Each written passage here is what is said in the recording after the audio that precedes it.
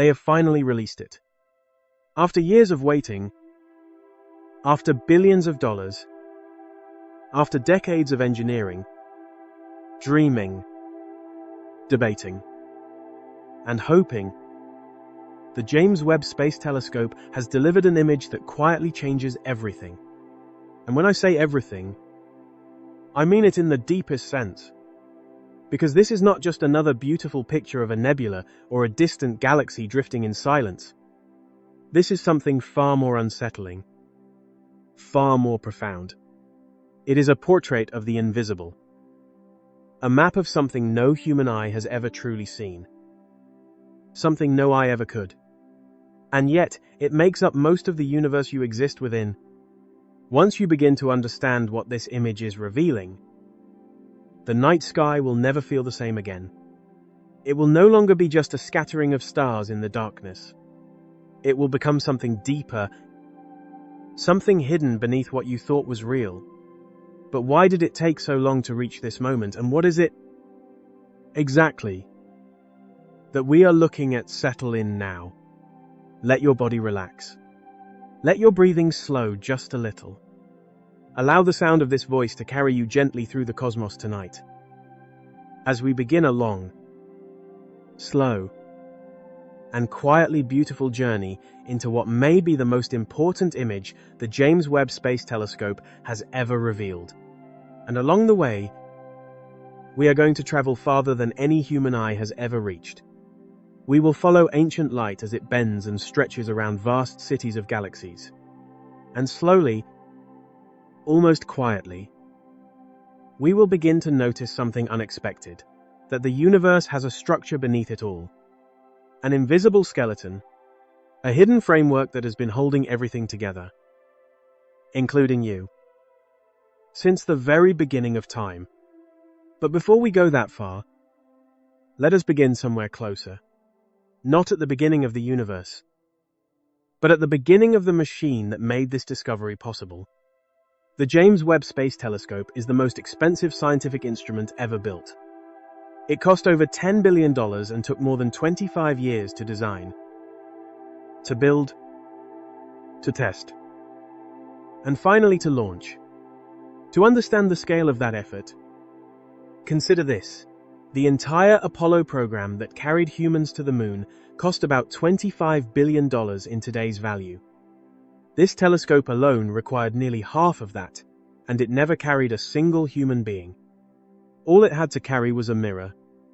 And yet, that mirror changes everything. The primary mirror of the James Webb Space Telescope stretches about 6.5 meters across, or roughly 21 feet. About the height of a 2-story building. It is not a single piece, but a collection of 18 hexagonal segments, each one carefully engineered, each one coated in an incredibly thin layer of gold. So thin that if you could gather all of that gold together, it would barely fill something the size of a small marble. Gold was chosen for a reason, not for beauty, but for physics. It reflects infrared light with extraordinary efficiency. And infrared light is the key to everything this telescope is able to see. We will come back to that in a moment. But first, pause and imagine the challenge. How do you place something the size of a building into space when no rocket in the world is large enough to carry it fully assembled? The answer required something almost poetic. The entire telescope had to be designed to fold in on itself, like a piece of cosmic origami. The mirror folds into 3 sections, with 2 side panels gently closing inward against the center. Beneath it, a massive sunshield, made of 5 delicate layers and stretching roughly the size of a tennis court, folds down like an accordion. Everything, every segment, every layer, every fragile surface, compressed into the narrow space inside the nose of a European Ariane 5 rocket. And then, on Christmas Day in the year 2021, it launched. Think about that moment. While much of the world was quiet, celebrating, resting. Thousands of engineers and scientists were watching in silence as a rocket rose into the sky, carrying with it decades of their lives. Their work, their questions, and their hope, slowly leaving Earth behind. And all of this unfolded under a quiet, almost unbearable tension. Because everyone involved knew the truth. If anything went wrong during launch, or during the unfolding process, there would be no second chance. The James Webb Space Telescope does not circle Earth the way the Hubble Space Telescope does. It travels far beyond, orbiting the Sun at a distant point known as Lagrange Point 2, about 1.5 million kilometers from Earth. Roughly 4 times farther away than the Moon. No astronaut can reach it. No repair mission can touch it. If a single mechanism failed, if one latch refused to release, if one motor did not respond, the most expensive scientific instrument ever built would drift silently as the most expensive piece of space debris ever created. There were 344 single points of failure. 344 moments where everything could have ended. The sun shield alone carried 140 of those critical steps. And yet, every single one worked. Every latch released. Every motor responded. Every panel unfolded exactly as it was meant to. The mirror segments locked into place and aligned themselves with a precision finer than the width of a human hair. It was, by any measure, one of the greatest engineering achievements in human history. And then, the telescope opened its golden eyes and looked out into the universe. What it saw did not just add to our knowledge. It quietly unsettled it. It shifted something deeper. But before we can understand what it revealed, we need to understand something even more fundamental: why infrared light matters so much. Because without that, nothing else will make sense. Light moves through space at a constant speed, about 300,000 kilometers per second. When light leaves a distant star or galaxy, it begins a journey across unimaginable distances, traveling through the vast emptiness between worlds. But the universe is not still. It is expanding, not like a balloon inflating from a center point, but more like a loaf of bread rising slowly in an oven, where every raisin drifts away from every other raisin as the dough between them stretches and grows. As space itself expands, the light moving through it is stretched along with it. Imagine drawing a wave on a rubber band, and then gently pulling it apart. The wave becomes longer, more spread out, softer. That is exactly what happens to light as it crosses an expanding universe. Its wavelength increases. And in the language of light, a longer wavelength means a shift toward the red. A quieter, deeper color, slowly carrying the story of the early universe toward us. This effect is called redshift, and it is one of the most important ideas in all of astronomy. The farther away an object is, the more the universe has expanded since its light first began its journey.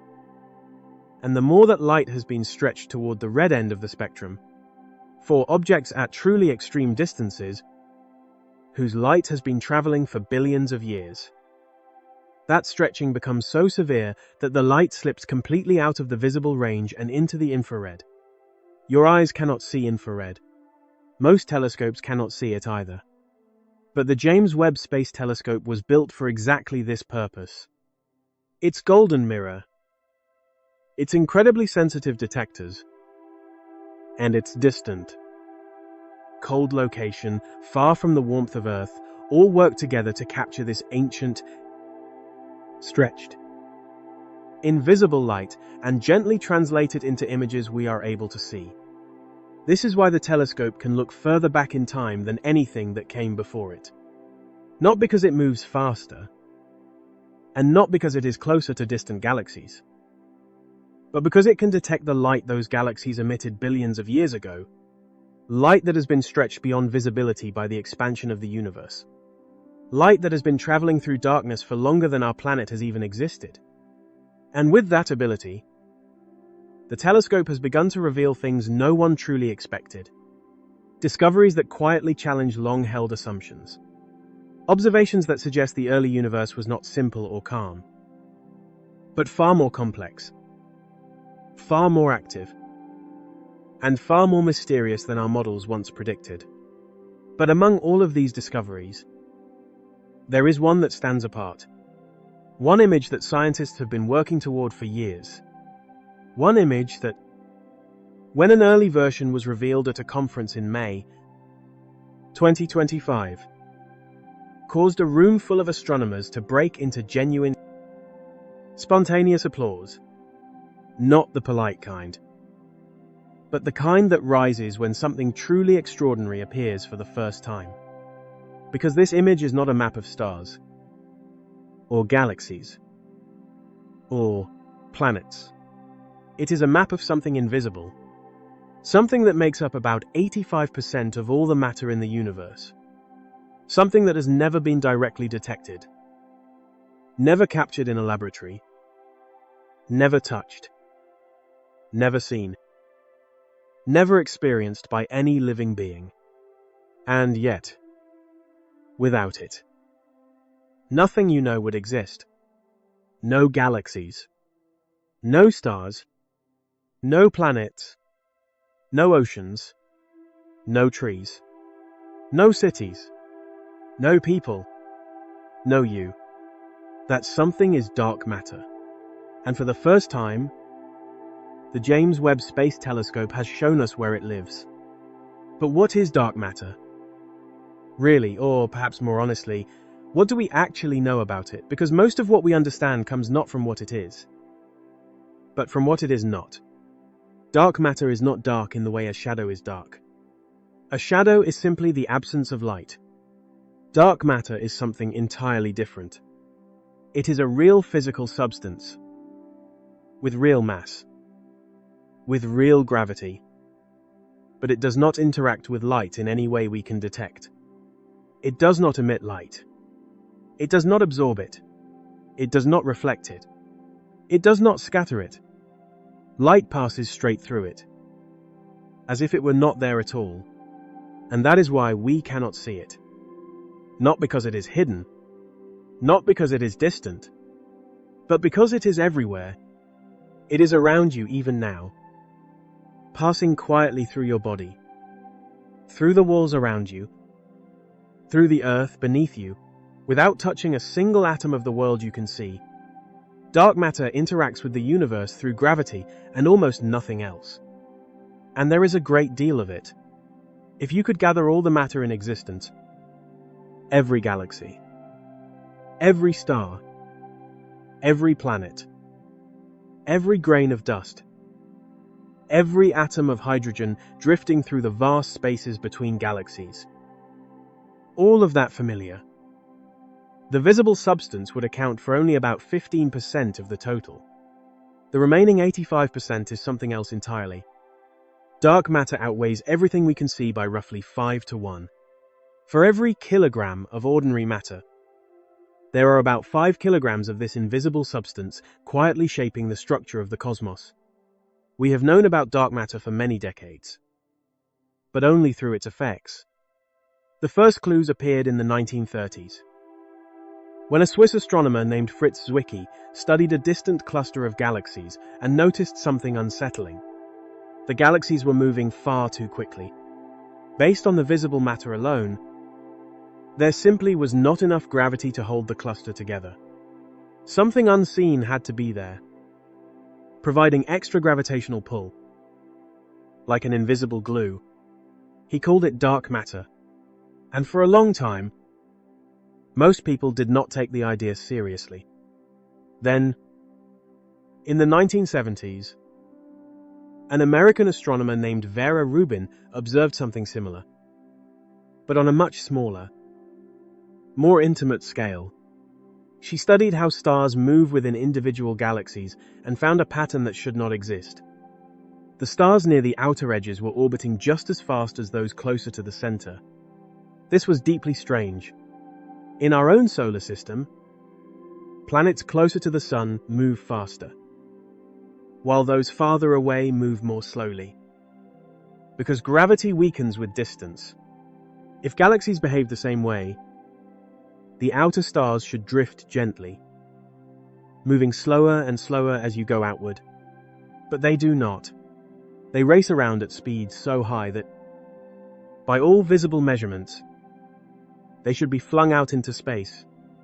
And yet they remain bound, held tightly in place.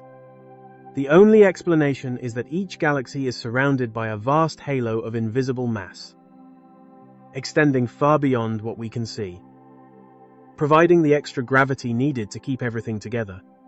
That hidden mass is dark matter. Since then, the evidence has grown stronger and more consistent. We see it in how galaxies cluster together across enormous distances.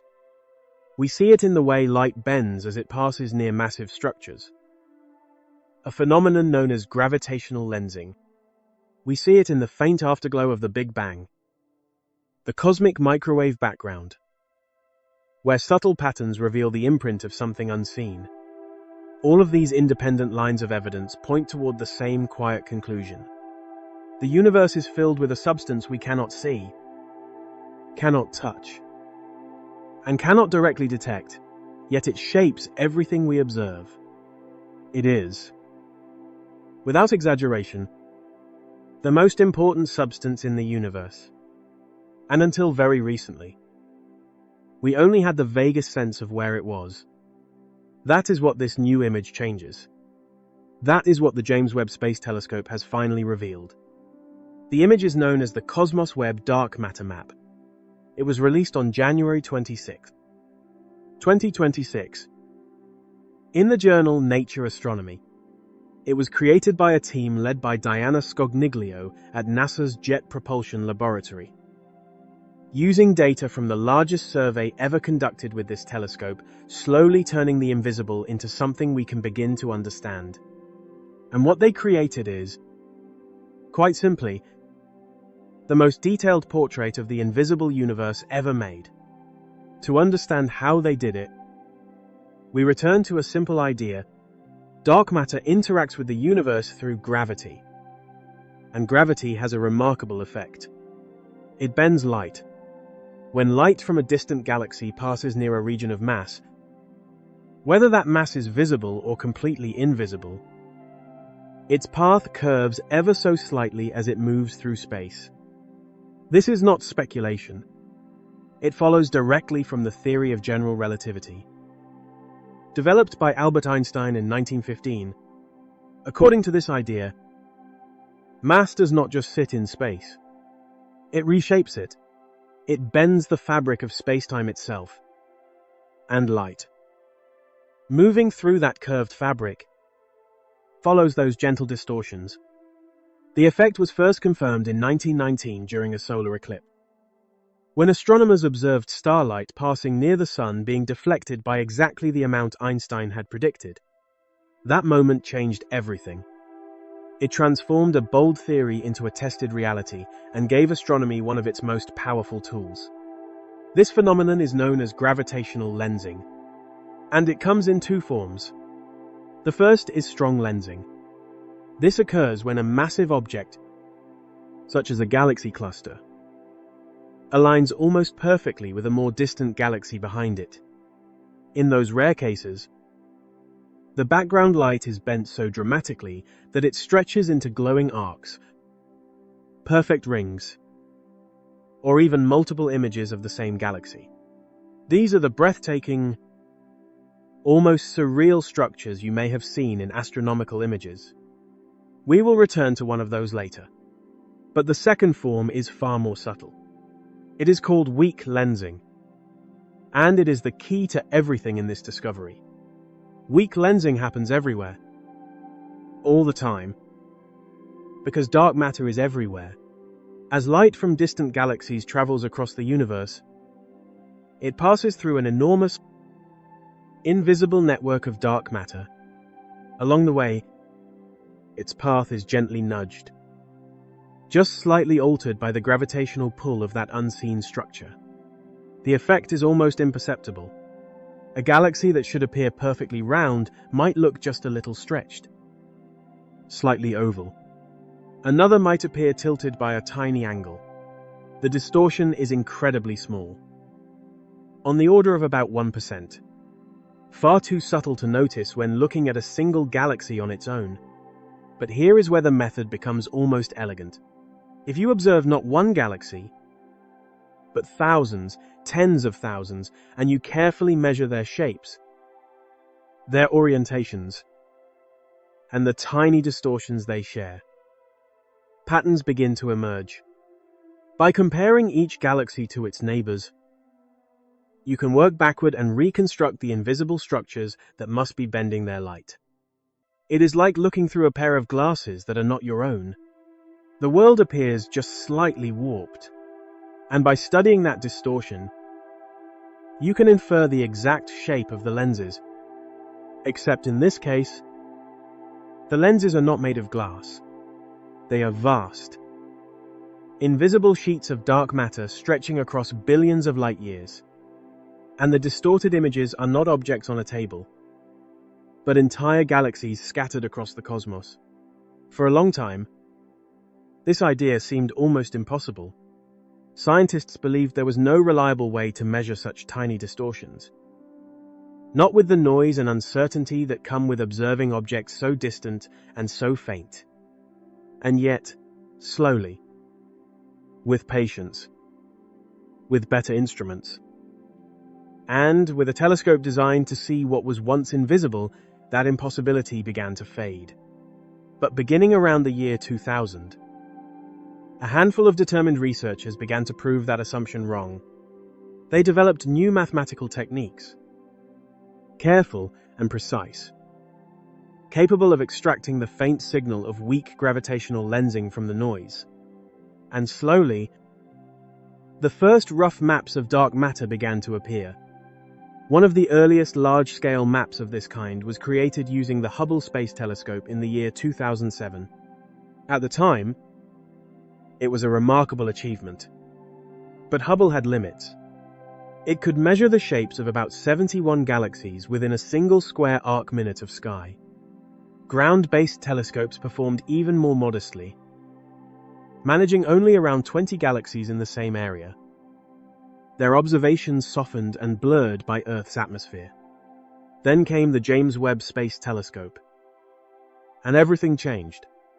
With its sharp infrared vision, operating far above the distortions of the atmosphere, it can measure the shapes of roughly 129 galaxies in a single square arc minute, nearly twice the capability of Hubble. And with the Cosmos Web Survey, the largest survey ever conducted with this telescope, scientists measured the shapes of approximately 250,000 galaxies across a region of sky about 2.5 times the size of the full moon. From those 250,000 galaxies, they reconstructed the distribution of dark matter with a level of detail never before achieved. The final map contains roughly 800,000 galaxies in total, and woven through those galaxies, like a faint, ghostly mist, is the dark matter itself. You can see it gathering around the densest regions, where galaxies cluster together in great numbers. You can see it stretching outward in long, delicate filaments, like bridges of invisible mass connecting bright islands of stars. You can see the vast empty regions, the voids, where dark matter is sparse and galaxies are few, where space extends quietly for unimaginable distances.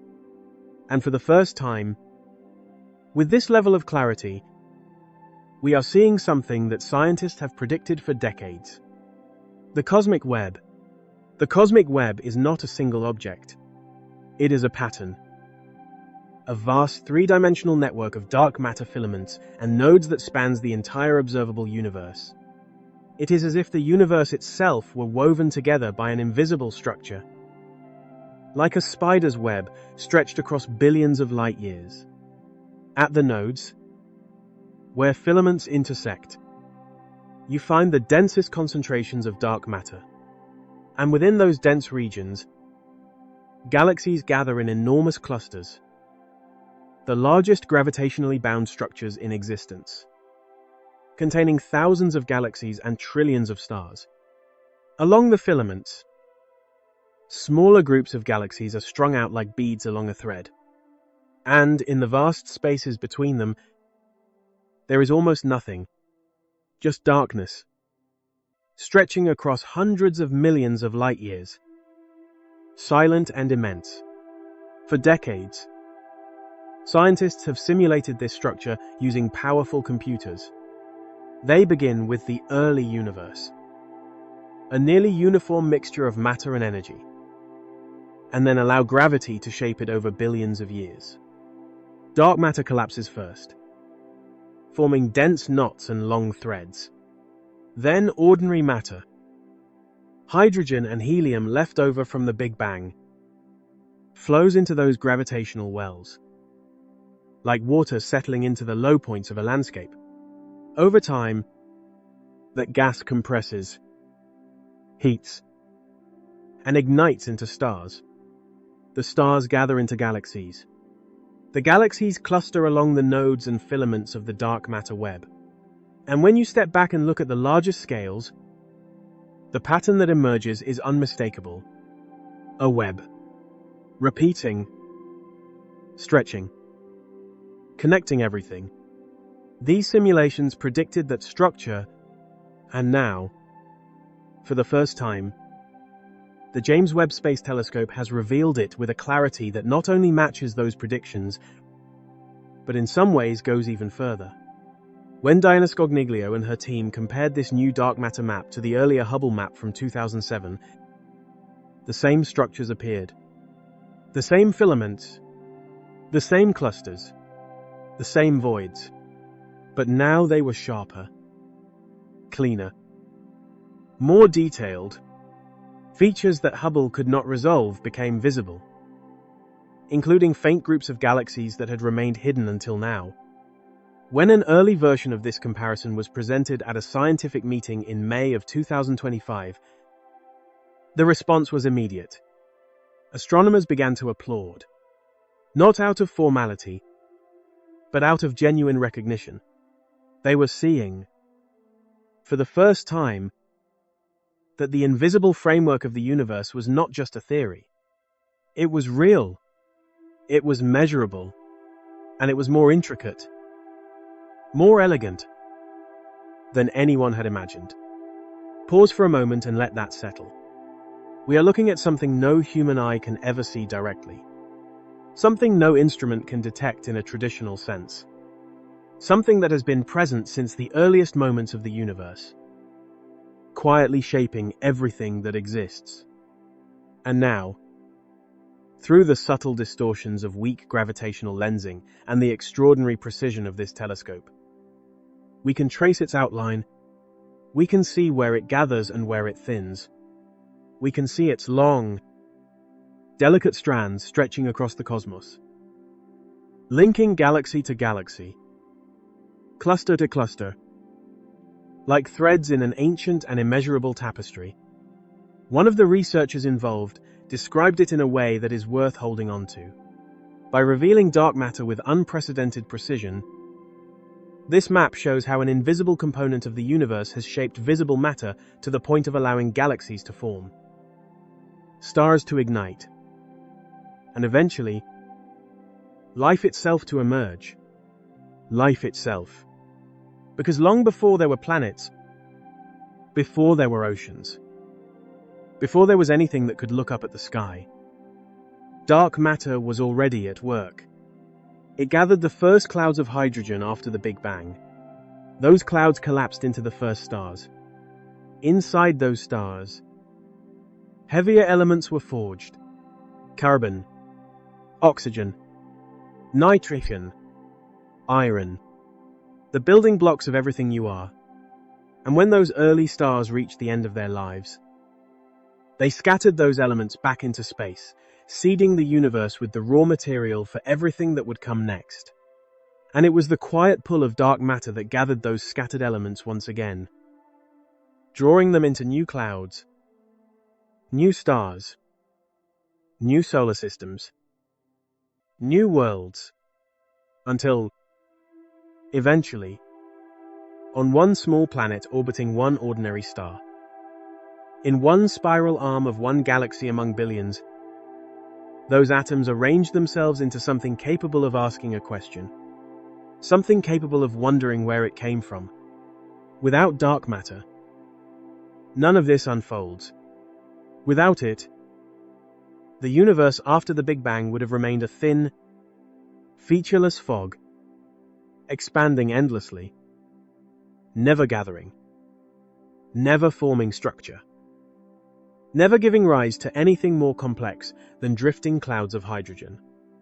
No galaxies, no stars, no planets, no life, only emptiness, stretching into more emptiness, forever. In that sense, dark matter is the quiet architect of everything. And now, for the first time, the telescope has shown us its design, not in equations, not in simulations, but in a map we can see. But that map is not the only discovery that has unsettled astronomy. While scientists were revealing the invisible structure of the universe, the same telescope was also looking deeper into the past than any instrument ever has. And what it found there has raised questions that are far more difficult to answer. So for a moment, let us step away from the dark matter map and turn our attention to another region of the sky, a place known as the cosmos field, a small patch of darkness that astronomers have studied carefully for many years.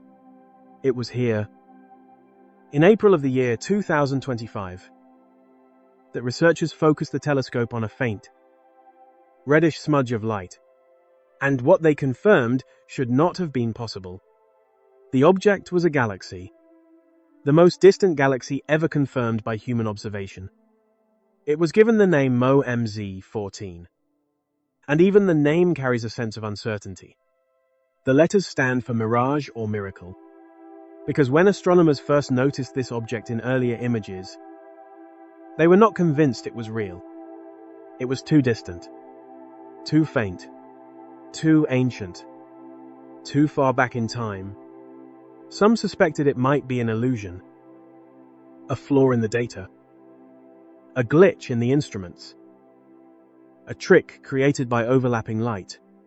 Could the universe really contain a galaxy this bright, this structured, so close to the beginning of time? To answer that question, they designed a dedicated study, the Mirage or Miracle Survey, and there is something deeply human in that name.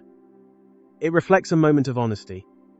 Even the experts, even those who spend their lives studying the cosmos, were unsure of what they were seeing.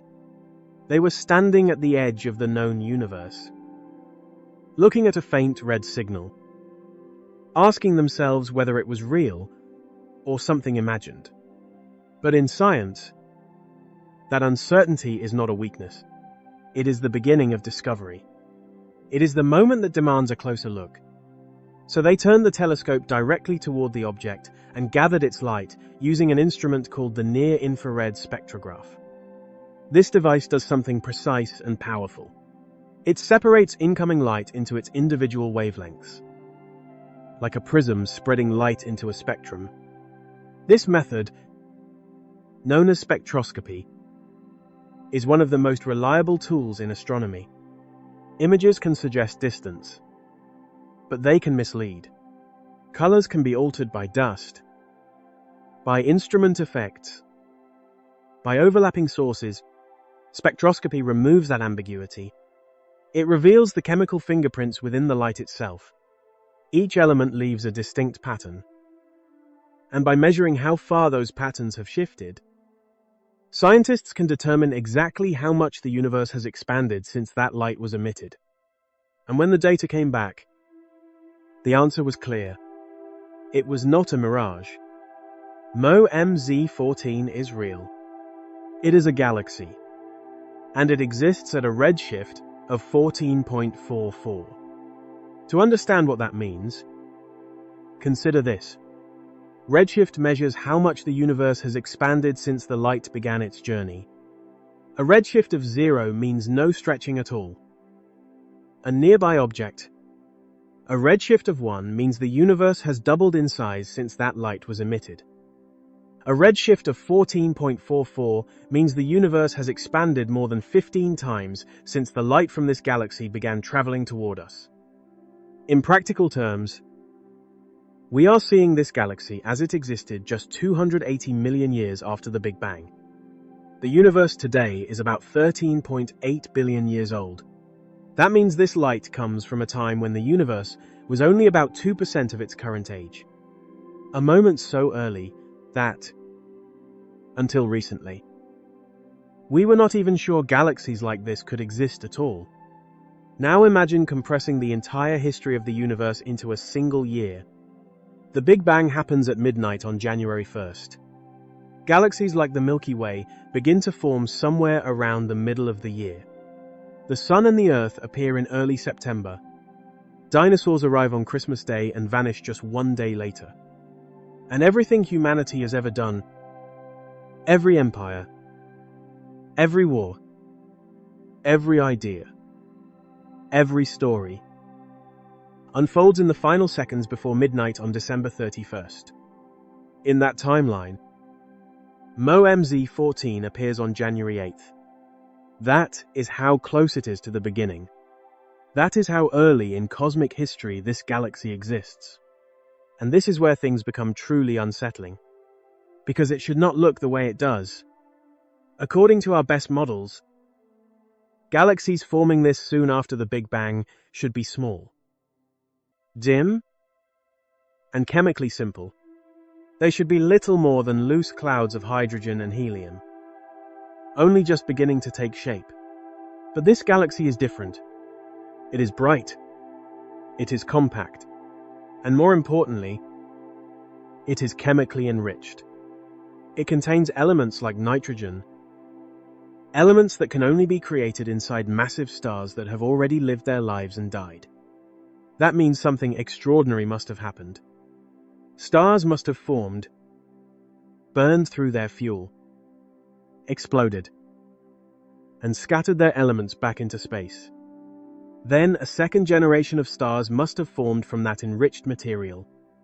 All of this within just 280 million years after the Big Bang. That is incredibly fast. Uncomfortably fast. Faster than most of our models say should be possible. One of the lead researchers described it in a simple and honest way. With this telescope, we are seeing farther than ever before, and what we see does not match what we expected. It is both exciting and deeply challenging.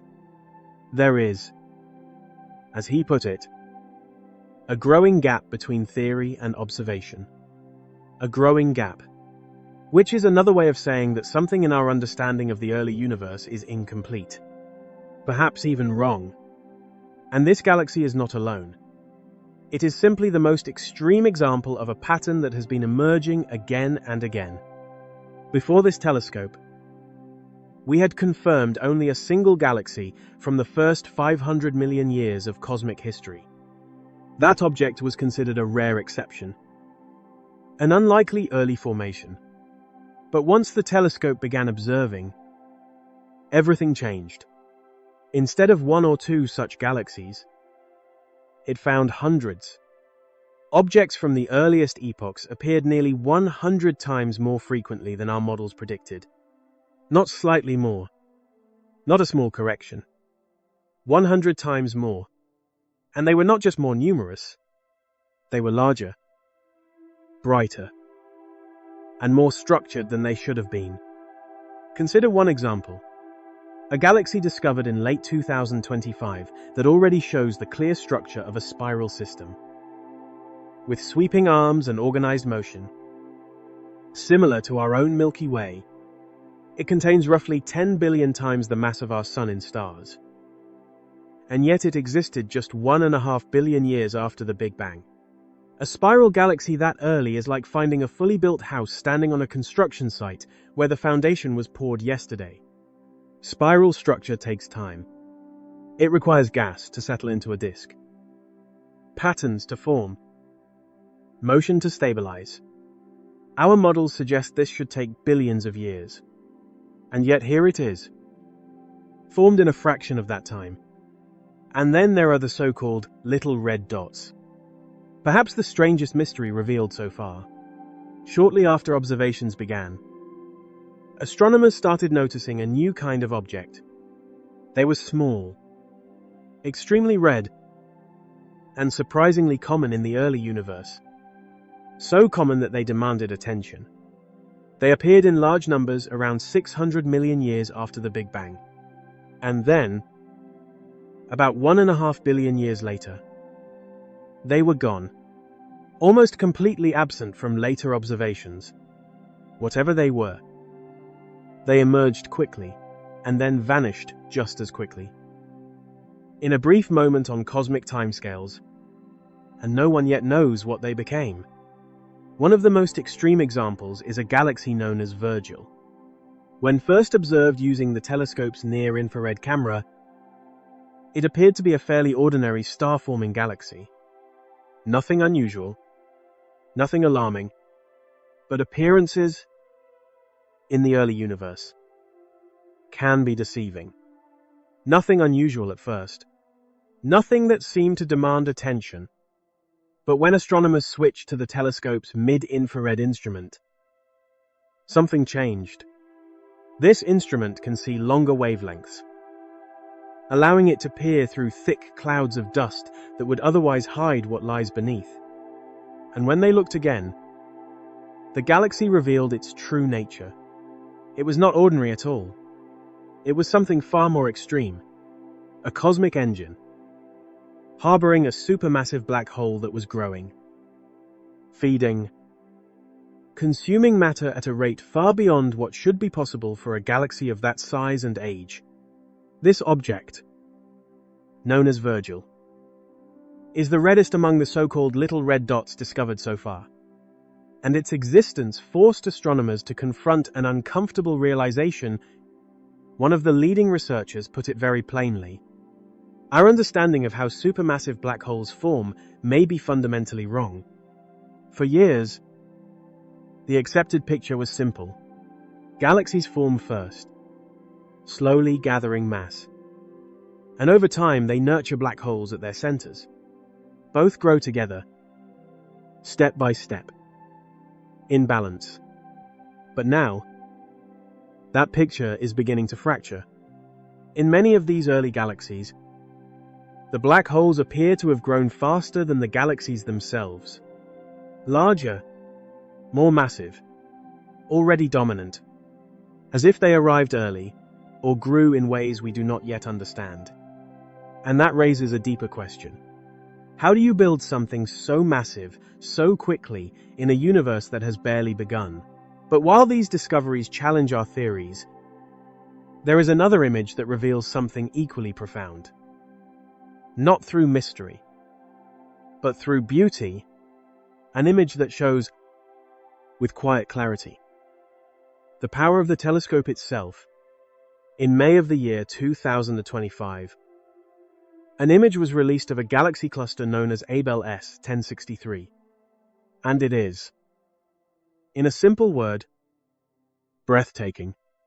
This cluster lies about 4.5 billion light-years from Earth, in a region of the sky known as Grus. The Crane.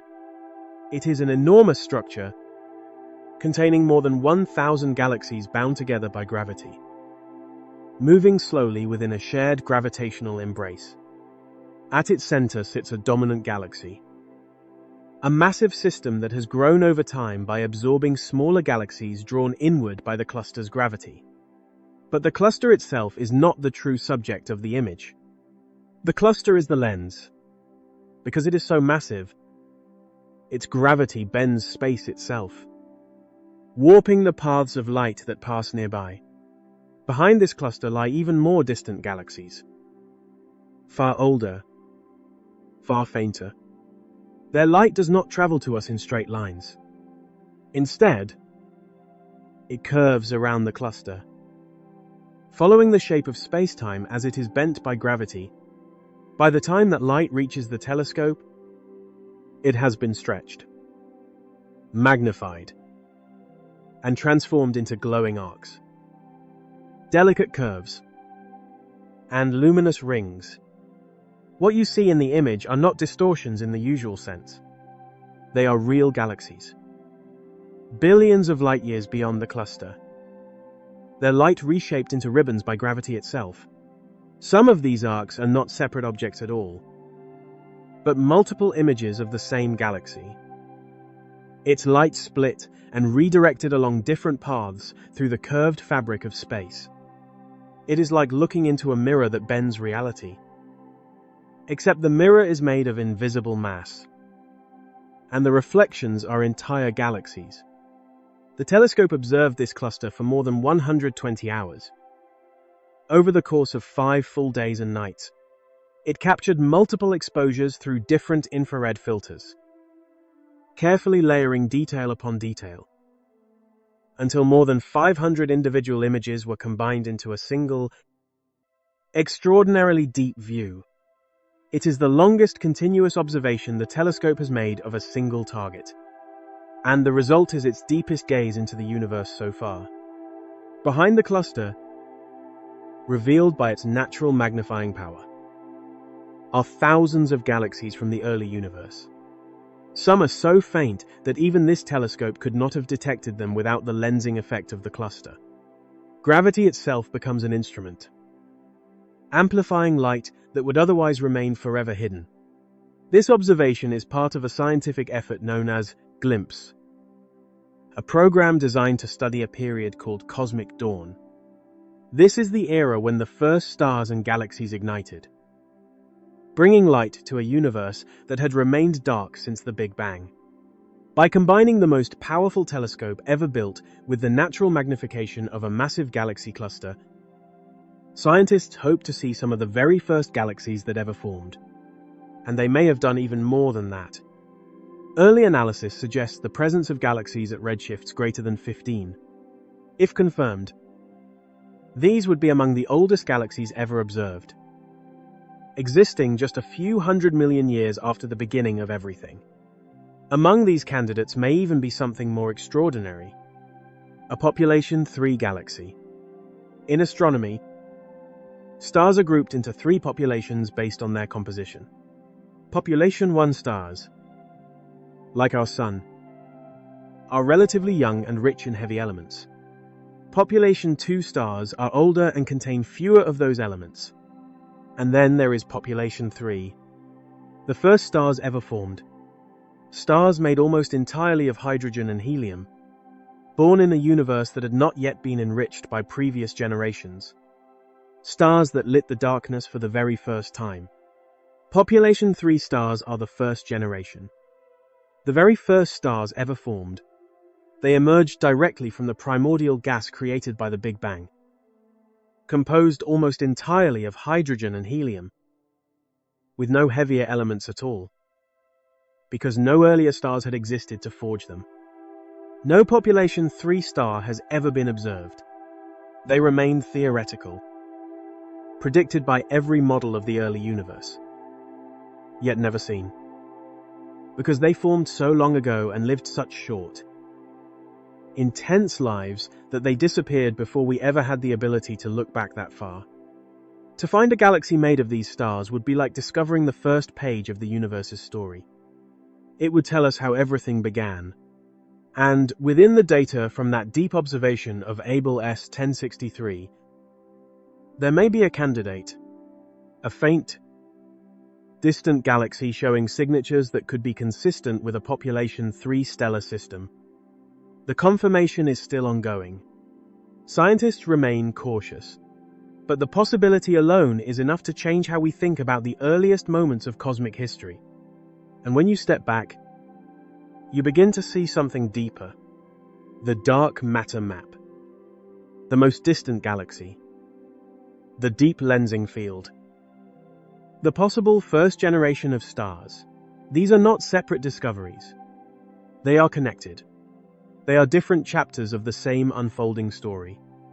The story of how the universe built itself from almost nothing And through every chapter, there is a single thread running quietly in the background. Dark matter. So let us move backward for a moment. Beyond galaxies and stars. Beyond planets and light. Beyond the vast web of structure we now see. Let us return to the beginning. And then follow the story forward again. Step by step. Because this is the story that the telescope is now helping us rewrite.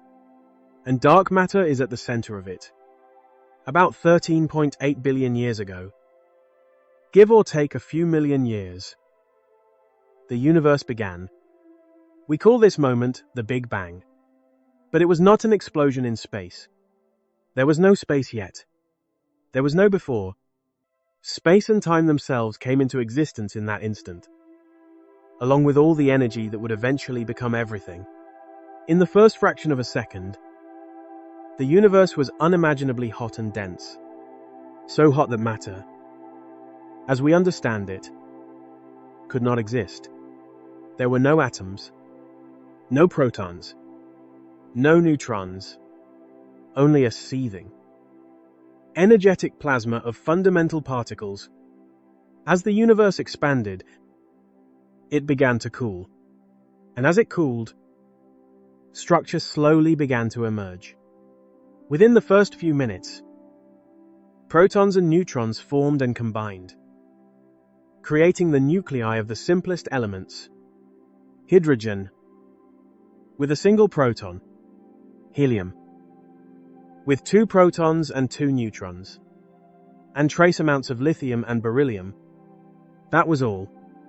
No carbon, no oxygen, no iron, none of the elements that would one day form planets, oceans, or living things. The universe began with a chemistry set of just a few ingredients, almost entirely hydrogen and helium, along with something else. Dark matter. We do not yet know exactly when dark matter formed. We do not know what it is made of. We do not know whether it is a single type of particle or something more complex. These remain some of the deepest unanswered questions in physics. But we do know that it was there from the very beginning. Because its gravitational imprint is preserved in the cosmic microwave background, the faint afterglow of the early universe, emitted when the universe was about 380,000 years old. That ancient light contains tiny temperature variations, regions that are ever so slightly warmer or cooler than average. And those variations trace the distribution of matter at that time, including dark matter. It is like a fossil, preserved in the oldest light that still exists. After that moment, the universe entered a long, quiet phase. For hundreds of millions of years, there were no stars, no galaxies, no sources of light, only darkness, slowly expanding. This period is known as the Cosmic Dark Ages. It is one of the least understood chapters in cosmic history, because there was nothing to see, no light to observe, no image to capture. It is a gap in the record, a chapter written in silence. And yet, during that silence, something essential was happening. Dark matter was at work. The tiny variations in density that existed in the early universe began to grow. Regions that were slightly denser than average exerted a slightly stronger gravitational pull. That pull drew in more matter, making those regions denser still, which increased their gravity further. A slow, quiet process, a feedback loop unfolding in the dark.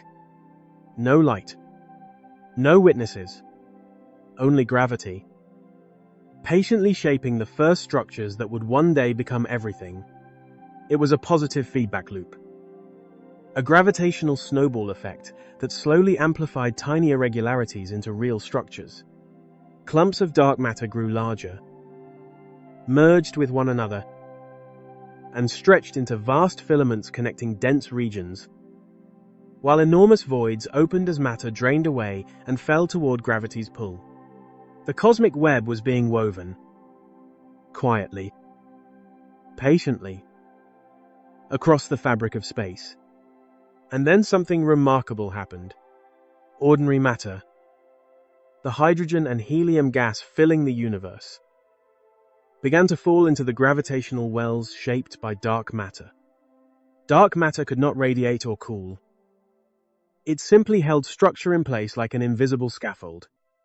But ordinary matter could lose energy, emit light, and cool.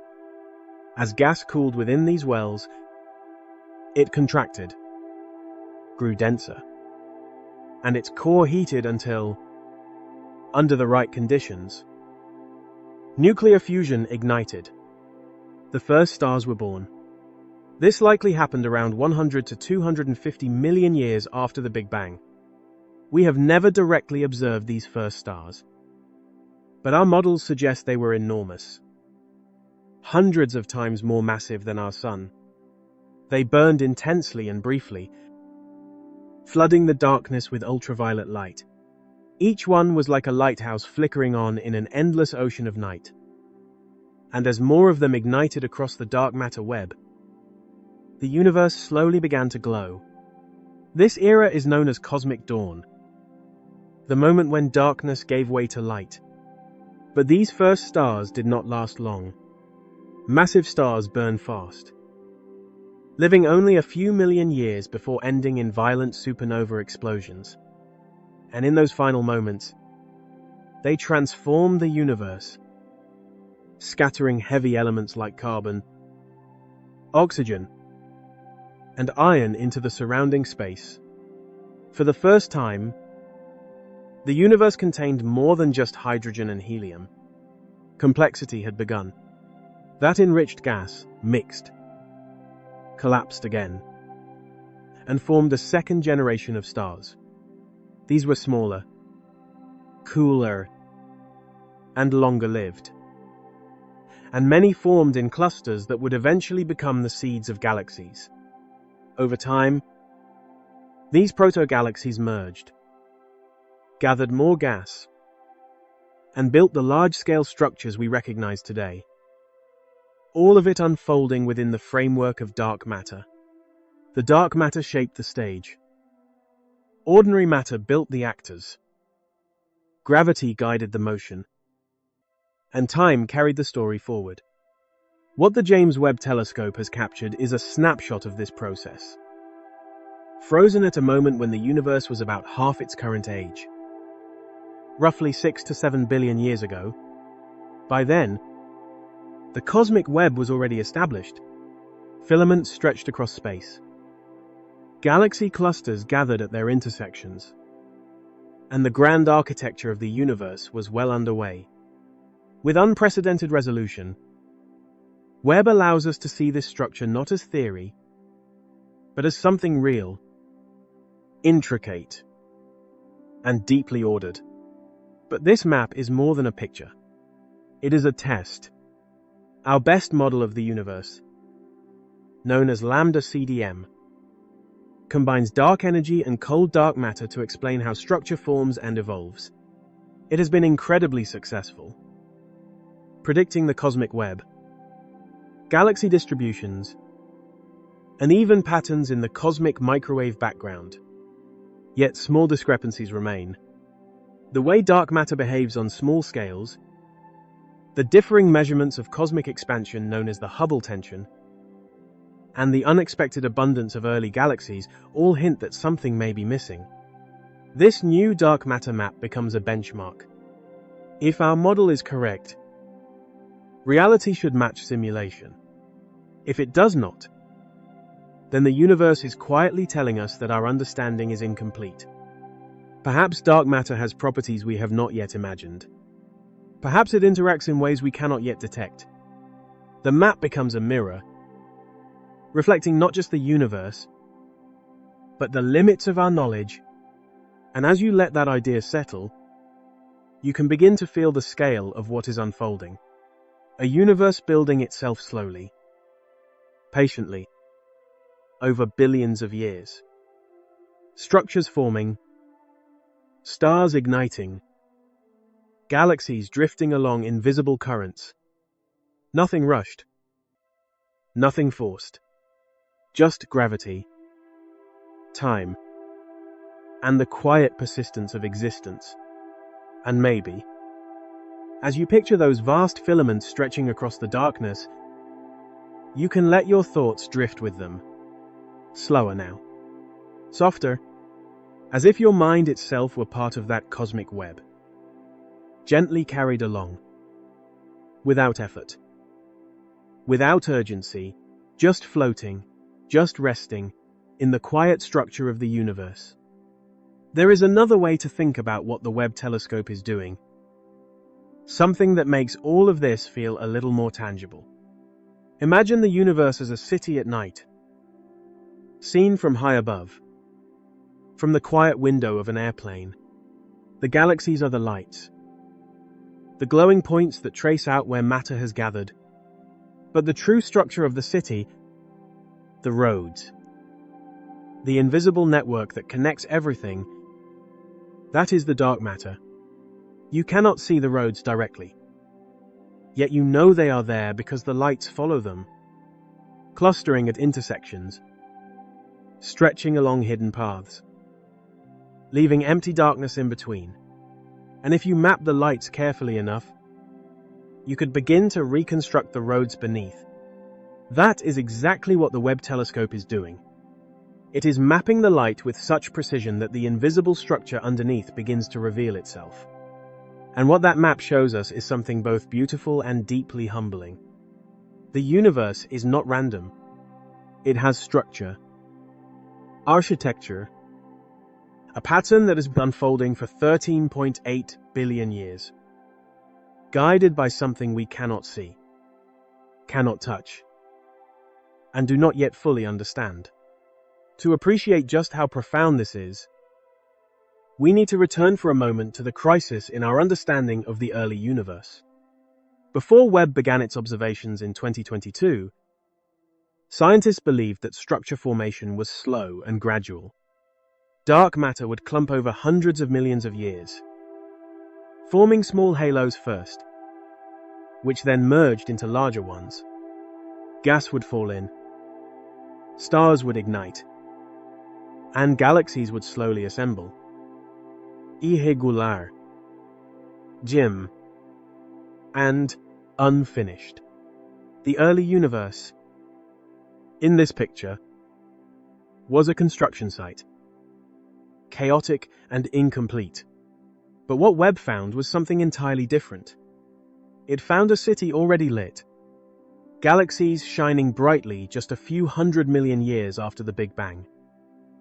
Not primitive and disorganized, but structured. Some with spiral arms, some already hosting supermassive black holes, some enriched with heavy elements that suggested multiple generations of stars had already lived and died. And not just a handful of anomalies, but hundreds. Enough to force a serious reconsideration of our models.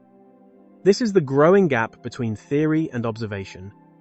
Our equations describe a slow, gradual build.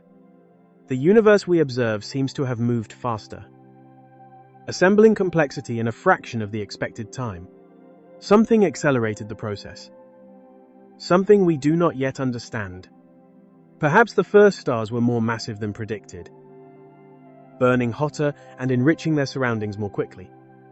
Perhaps dark matter behaved differently in the early universe, clumping more efficiently or interacting in ways we have not yet discovered. Or perhaps supermassive black holes formed first, acting as anchors that pulled matter together, reversing the sequence we thought we understood. Each possibility reshapes our understanding of physics itself. And yet, for now, the honest answer remains simple. We do not know. The data is still being studied. New observations are underway. Theories are being rewritten in real time. It is a rare moment in science when the universe itself seems to be speaking louder than our explanations, reminding us that we are still learning how to listen. And, as if that were not enough, Another discovery has added yet another layer to this unfolding story. In early 2026, using Webb's infrared vision, astronomers studied a distant galaxy hidden behind thick clouds of dust. A place where ordinary telescopes see almost nothing. But Webb could see through that veil. And what it revealed was extraordinary. Complex organic molecules.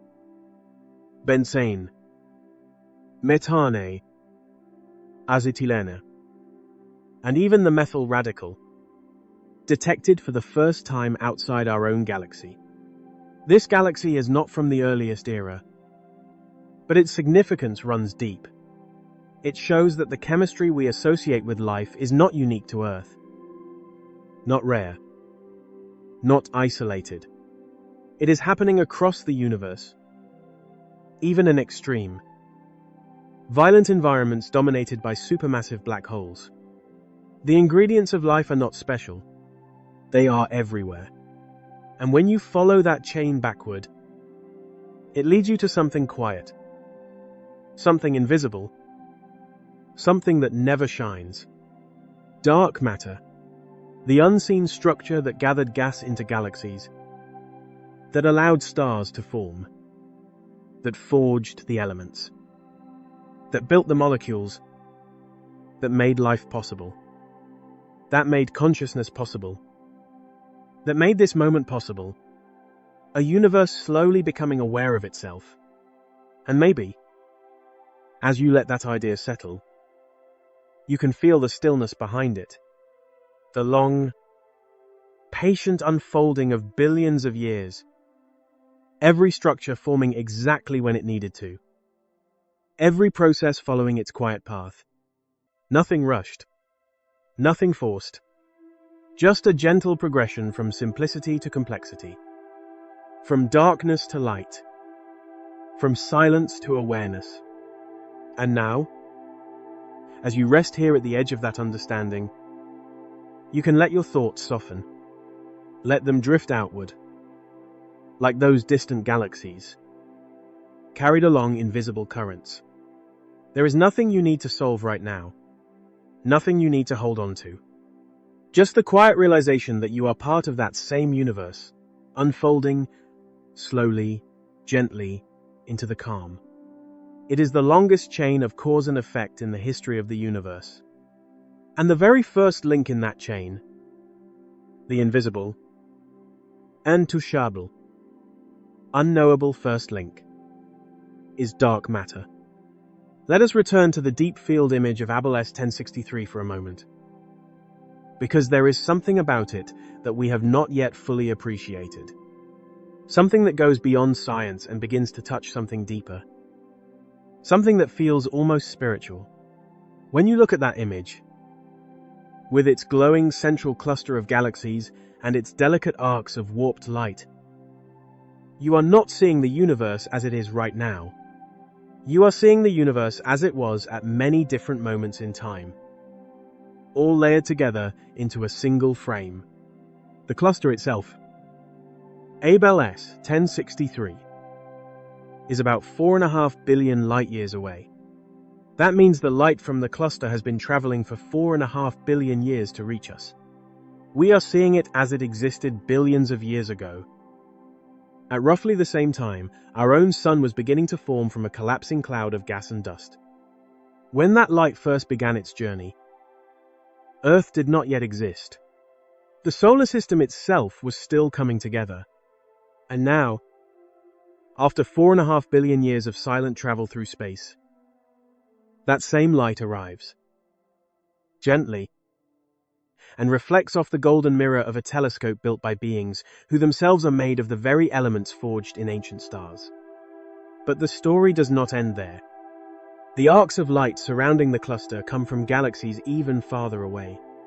Some of those galaxies released their light 8, 9, even 10 billion years ago, and the faintest, most stretched and magnified traces in that image may have begun their journey 12 or 13 billion years ago, when the universe itself was still young, less than 1 billion years old.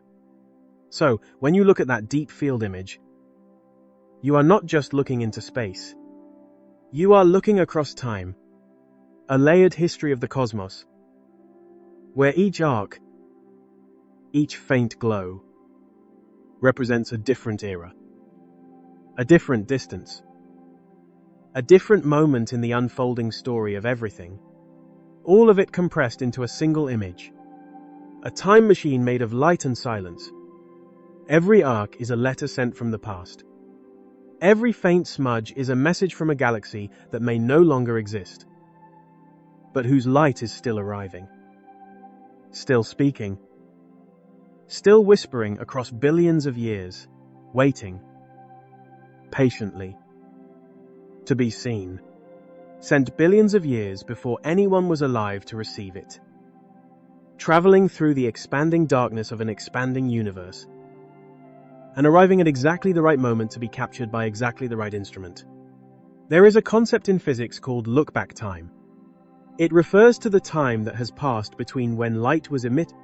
When astronomers say they are looking at a galaxy with a look-back time of 13 billion years, they mean that the light from that galaxy has been traveling for 13 billion years to reach us. But they also mean something deeper. They mean that the galaxy they are seeing no longer exists in the form they observe. Over those billions of years, it has evolved, merged, formed new stars, lost old ones, and transformed beyond recognition. What we are seeing is not a living object in the present. It is a memory, a ghost, a record of something that once was, but has since become something else entirely. And the deeper we look, the more of these ghosts we begin to see. The deep field of Abell S 1063 is filled with them. Ghosts of some of the earliest galaxies. Ghosts of stars that burned out long before our solar system existed. Ghosts of light that began its journey before Earth. Before the Sun. Before even the Milky Way had taken its current form. Every photon in that image is a traveler from another time. And every one of them carries a story. Some of those stories are written in the arcs themselves. The way a distant galaxy is stretched and distorted by gravitational lensing depends on alignment, mass, and distance. By studying these arcs, astronomers can reconstruct the distribution of mass within the cluster, including the dark matter that dominates it. Each arc becomes both a portrait of a distant galaxy and a probe of the invisible structure that shaped its light. In some rare cases, the alignment is so precise that the light forms a complete circle. This is known as an Einstein ring, named after Albert Einstein, who first described the possibility in the 1930s. At the time, he considered it little more than a mathematical curiosity, something unlikely to ever be observed. And yet, less than a century later, telescopes like Webb are capturing not just one, but hundreds of these rings, using them to map something Einstein himself never knew existed, dark matter.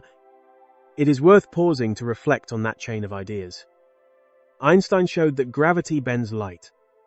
Decades later, Vera Rubin revealed evidence for dark matter through galaxy rotation.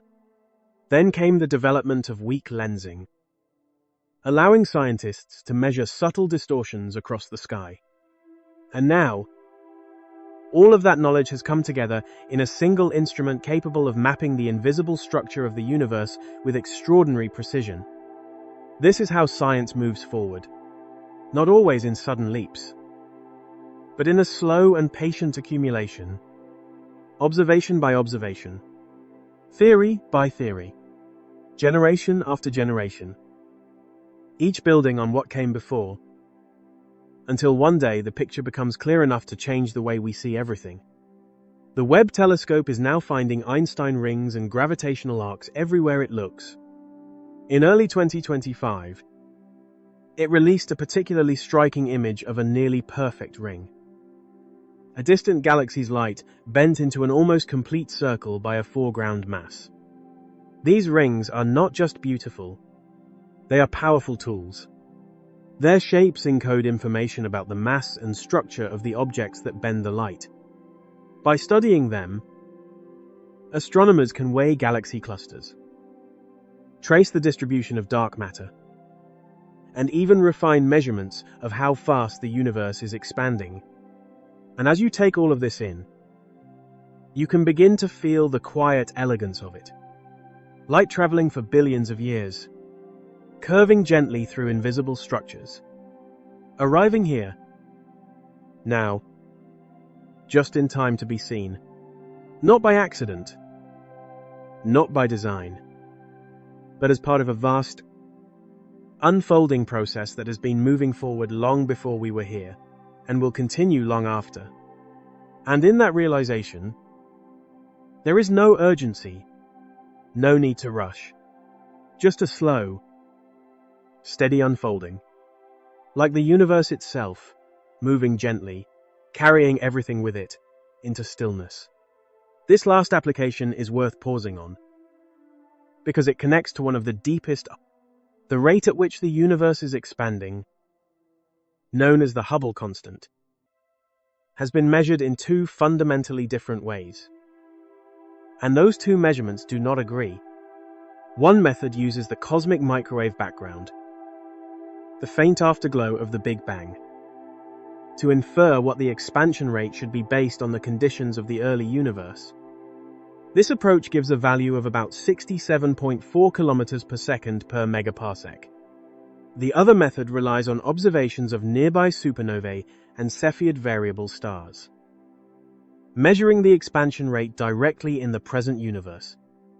This gives a higher value, around 73. The difference may seem small, but it is statistically significant, and it has remained unresolved despite decades of careful work. This discrepancy is known as the Hubble tension, and it represents one of the most persistent and troubling puzzles in cosmology. Gravitational lensing offers a third, independent way to approach this problem. When a distant object, such as a supernova, is lensed into multiple images by a massive foreground cluster, each path that the light takes is slightly different. Because of this, the light arrives at slightly different times. By measuring these time delays and modeling the lens in detail, astronomers can calculate distances, and from those distances, infer the expansion rate of the universe. The Webb telescope, with its extraordinary sensitivity and resolution, is now providing the data needed to perform these measurements with unprecedented precision. And the results may help resolve the Hubble tension, or they may deepen it. Either outcome would reshape our understanding of the cosmos. But let us step back for a moment from the technical details and consider what it means to look at an image like the deep field of Abell S 1063, to know that the light you are seeing has been traveling for billions of years. Light emitted by stars that no longer exist, in galaxies that have changed beyond recognition, passing through invisible structures made of dark matter that we still do not fully understand. There is a kind of quiet vertigo in truly grasping these scales. The cluster itself lies billions of light years away. Some of the arcs come from even greater distances, and the faintest traces of light began their journey when the universe was still young, long before our sun, our planet, or even our galaxy had taken shape.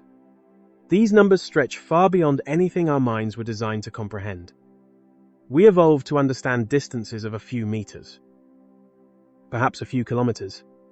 The idea that light, the fastest thing in existence, can travel for billions of years and still not reach the edge of what is out there.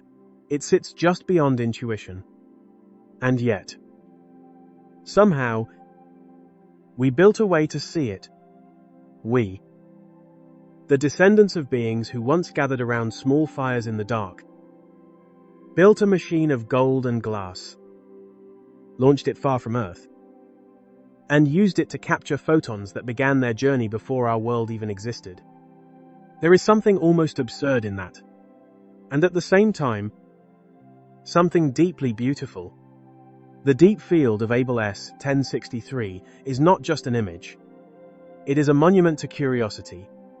Every exposure, every hour spent collecting that faint light, represents a decision to look, to wait, to listen.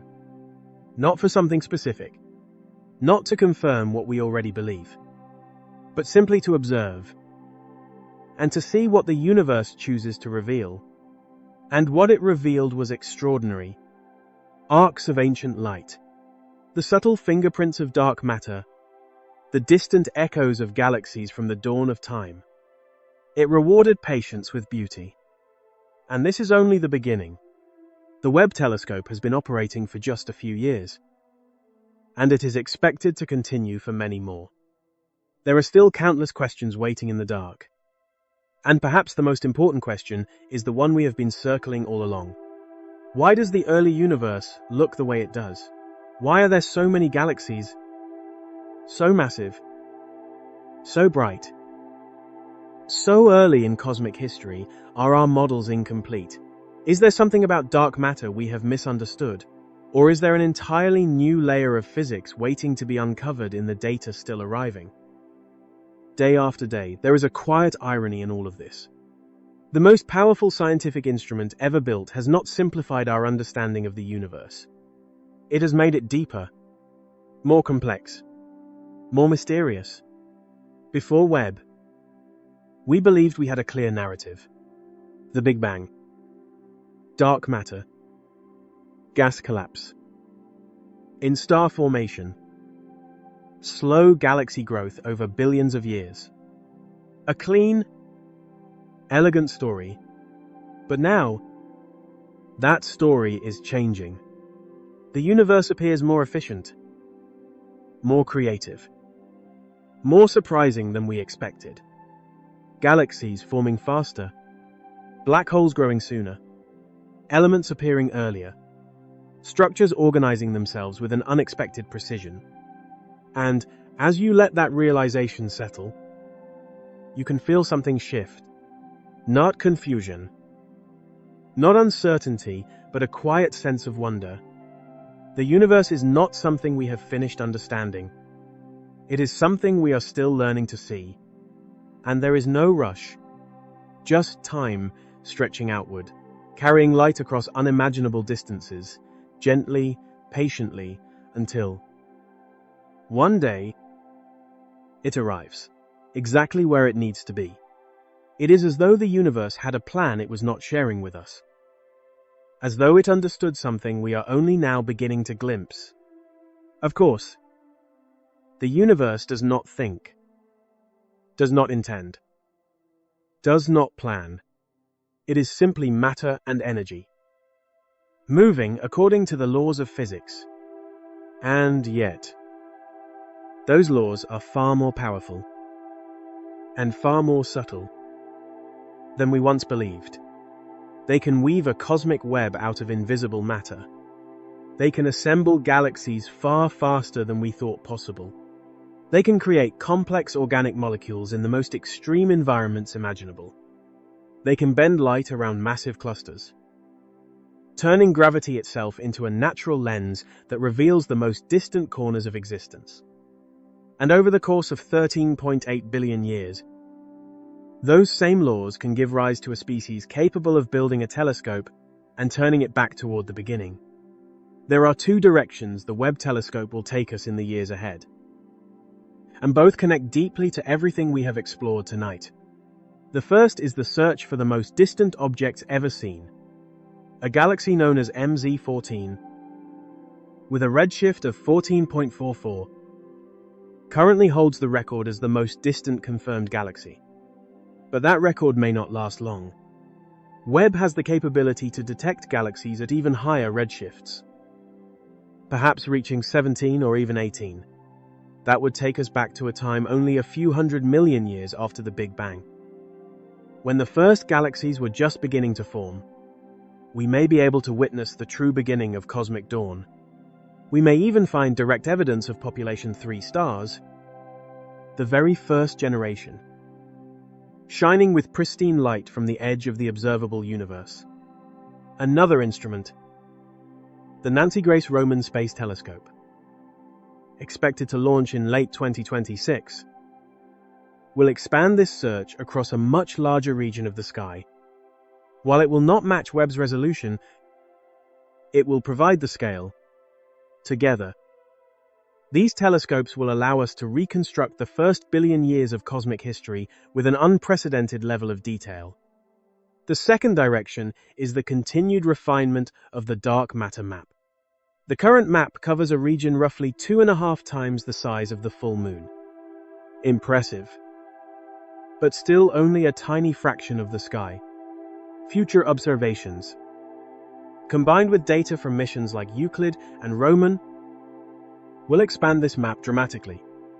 The goal is ambitious: to build a true atlas of dark matter across a significant portion of the observable universe. A map not of what we can see, but of the invisible framework that shapes everything we do see.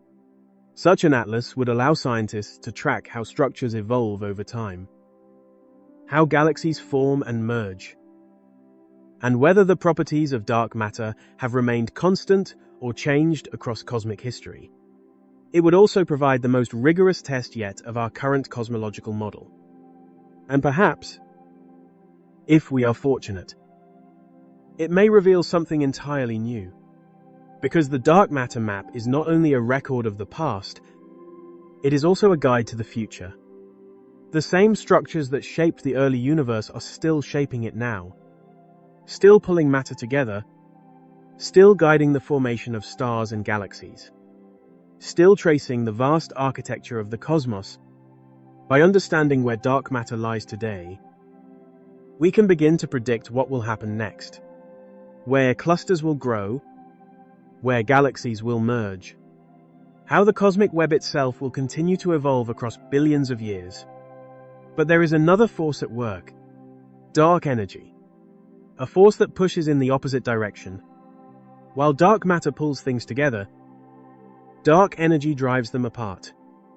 In the early universe, gravity dominated, building structure, increasing complexity.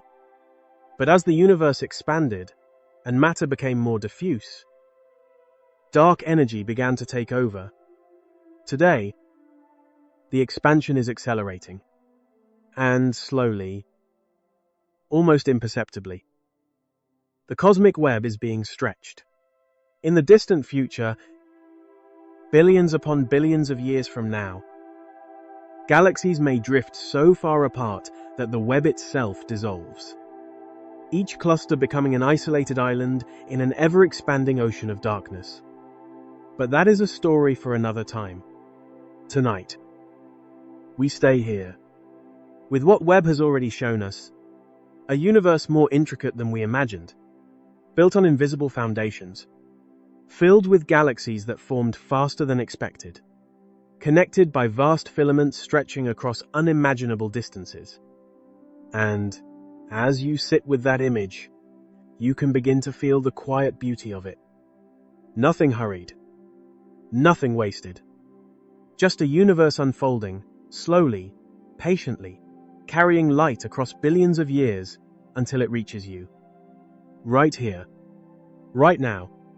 And you can let your thoughts drift with it, softening, slowing, settling into that same gentle rhythm as everything around you becomes still.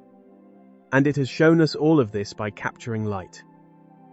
Inzinged, stretched, almost invisible light that has been traveling through the dark for billions of years, carrying with it a record of where it came from and what it passed through along the way. Every photon in every web image is a messenger. And when you step back and read the message as a whole, it says something simple but profound. The universe is not empty. It is not random. It is not chaotic. It is structured, organized, and deeply interconnected. And the structure that binds everything together is made of something we cannot see. If that does not fill you with wonder, it is hard to imagine what could. Now, let us talk about what is truly shocking. Not just unexpected, but the kind of discovery that unsettles assumptions and forces scientists to rethink everything they thought they understood. Because Webb has not revealed just a few anomalies. It has revealed a consistent pattern of anomalies. A pattern that suggests something fundamental about our understanding of the universe may need to change. Every time Webb looks into the early universe, it finds more structure than should exist. More galaxies, larger galaxies, more organized systems, more black holes, and bigger ones, more chemical complexity, more of everything that should have required time, gravity, and gradual accumulation to build. It is as though the universe had a head start. As though the cosmic construction project was already underway long before our models say it should have begun. And the dark matter map adds another layer to this mystery, because it shows us where the invisible scaffolding lies. When we compare that scaffolding to the distribution of visible galaxies, the alignment is almost perfect. Galaxies form where dark matter is dense. Voids appear where it is sparse. The filaments of dark matter and the chains of galaxies trace the same hidden structure, like two layers placed precisely on top of each other. This is exactly what the Lambda CDM model predicts. And in that sense, the model is remarkably successful. But the timing is wrong. The blueprint is correct. Yet the construction seems to have happened faster than expected. And that discrepancy may be one of the most important tensions in modern astronomy. It is not just about expansion rates or particle properties. It is a deeper tension between the laws of physics as we understand them and the universe as it actually behaves. There are several possible explanations, and each carries its own implications. The simplest is that our models of early star and galaxy formation need refinement. Perhaps the first stars formed earlier, or were more massive, or enriched their surroundings more efficiently than we thought. Perhaps the processes that slow down star formation were less effective in the early universe. In that case, the underlying physics remains valid, and we simply adjust our models. This is the most conservative explanation, and the one many scientists hope will prove correct. A more radical possibility is that dark matter itself behaves differently than we assume. In the standard picture, dark matter is cold, moving slowly and forming structures efficiently.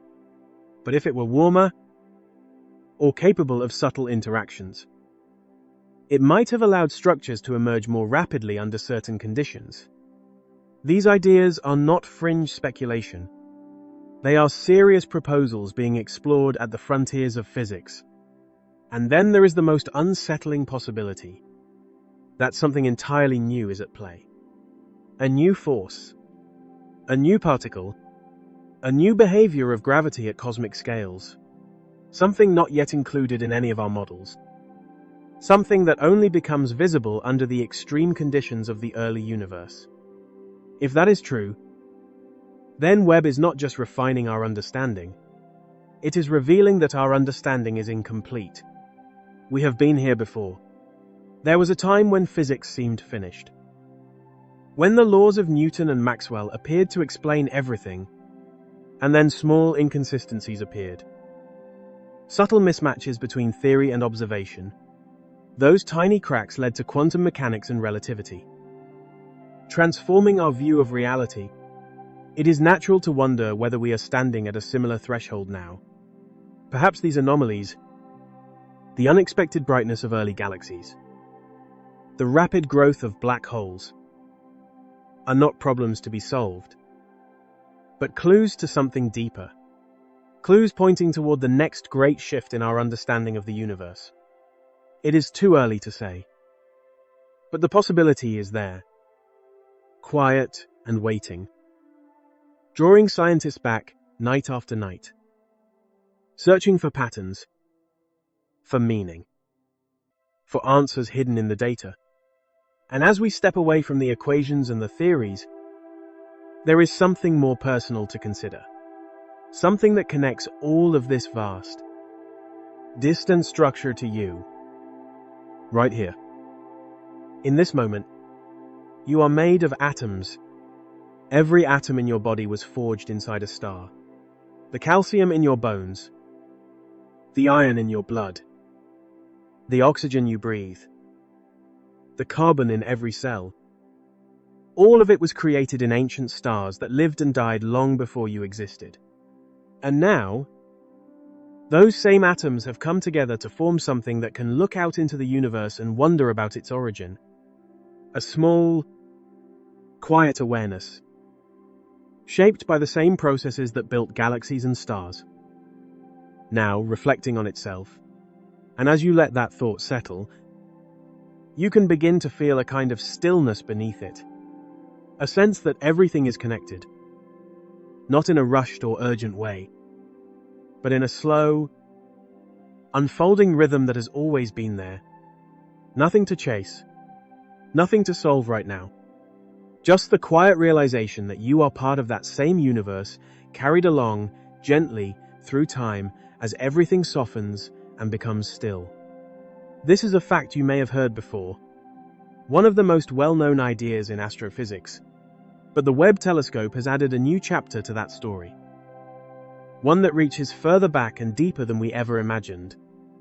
Before atoms were forged in stars, stars themselves had to form.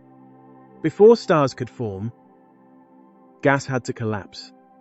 Before gas could collapse, there had to be gravitational wells deep enough to pull it together. And those wells were carved by dark matter. You are here because dark matter was there. Around 13 billion years ago, a slightly denser region of dark matter began pulling in more of itself from the surrounding space. That growing clump deepened into a gravitational well. Hydrogen and helium gas fell inward, compressed, heated, and eventually ignited into the first generation of stars.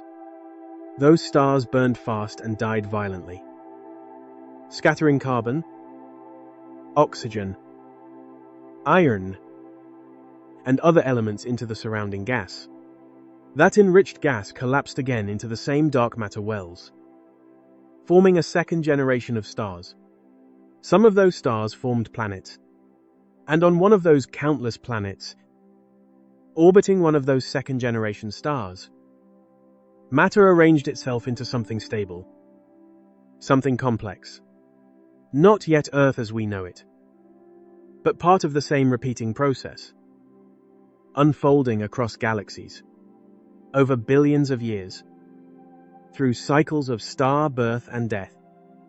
Galaxies assembled, smaller galaxies merged into larger ones, each embedded within its own dark matter halo.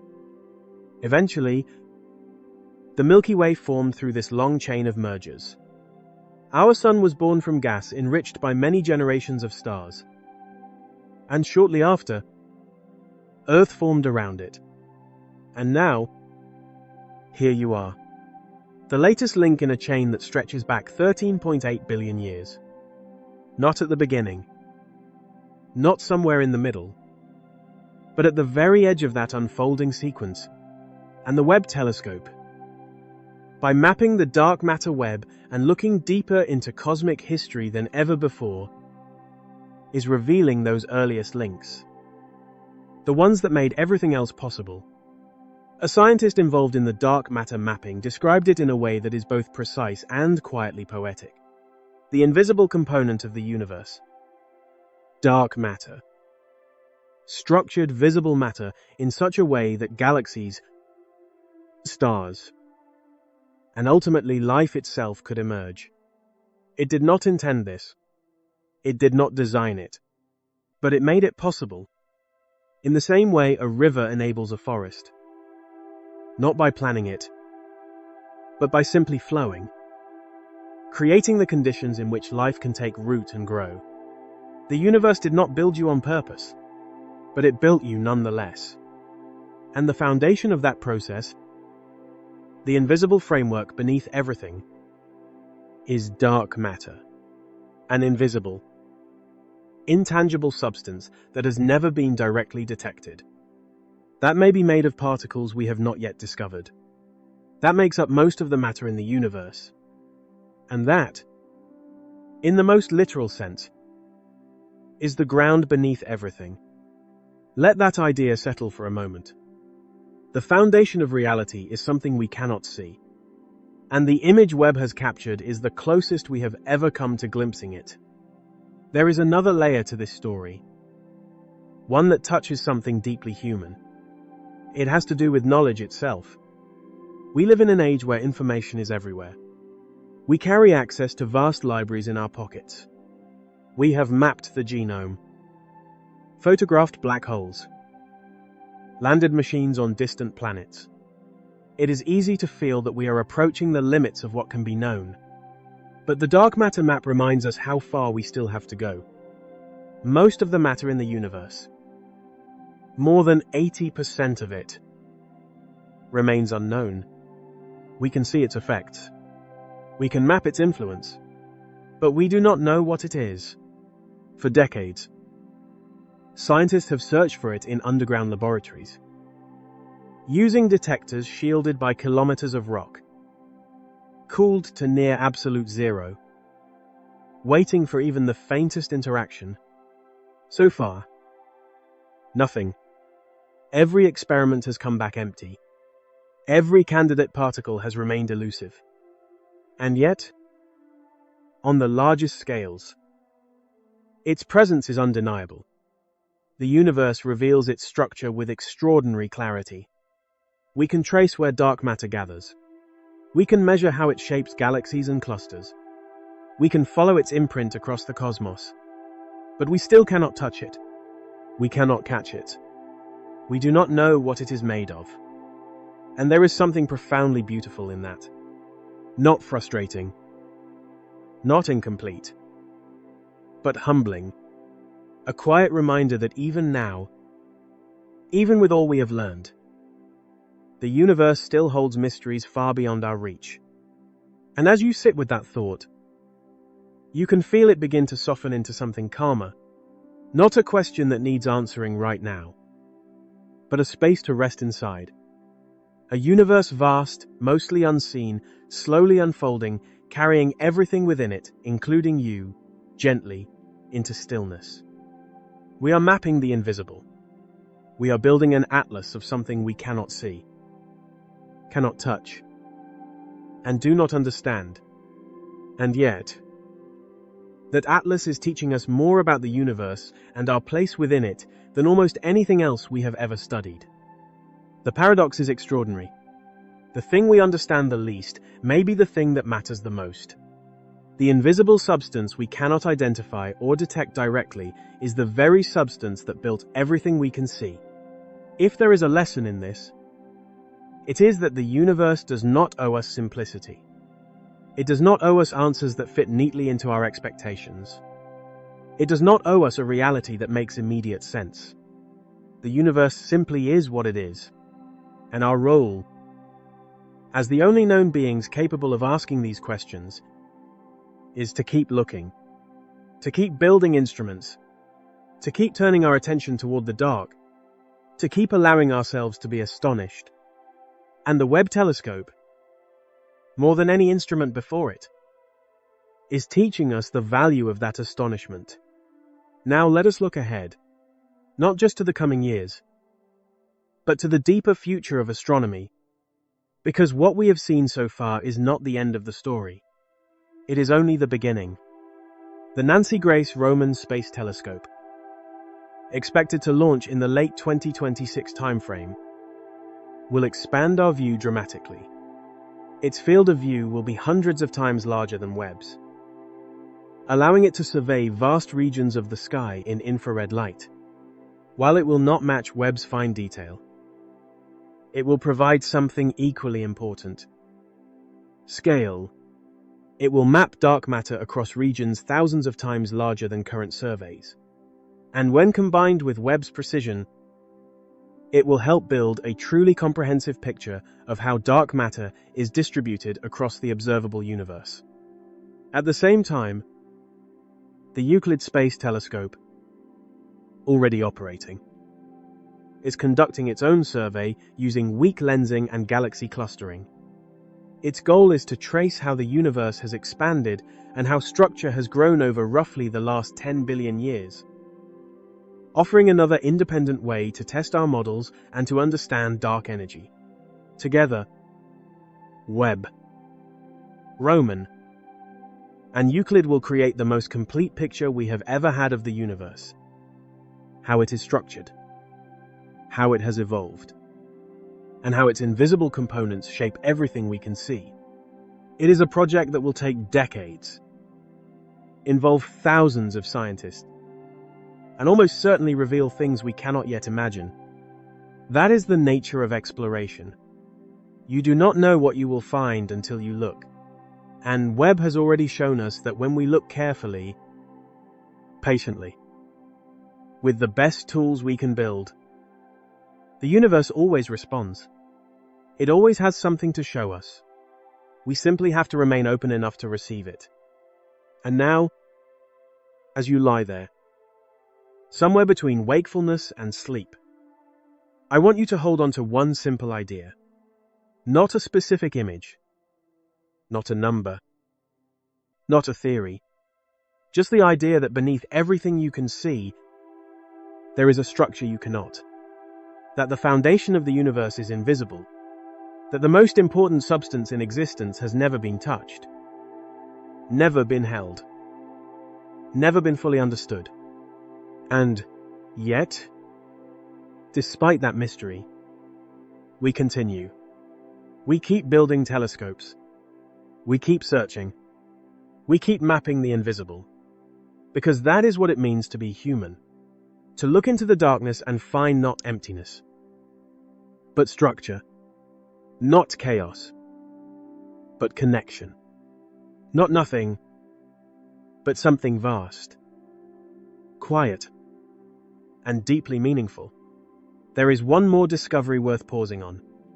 In the early months of 2025, a space observatory detected a brief flash of gamma rays from a distant region of the sky. These events are among the most energetic in the universe, often marking the death of massive stars or the collision of dense stellar remnants.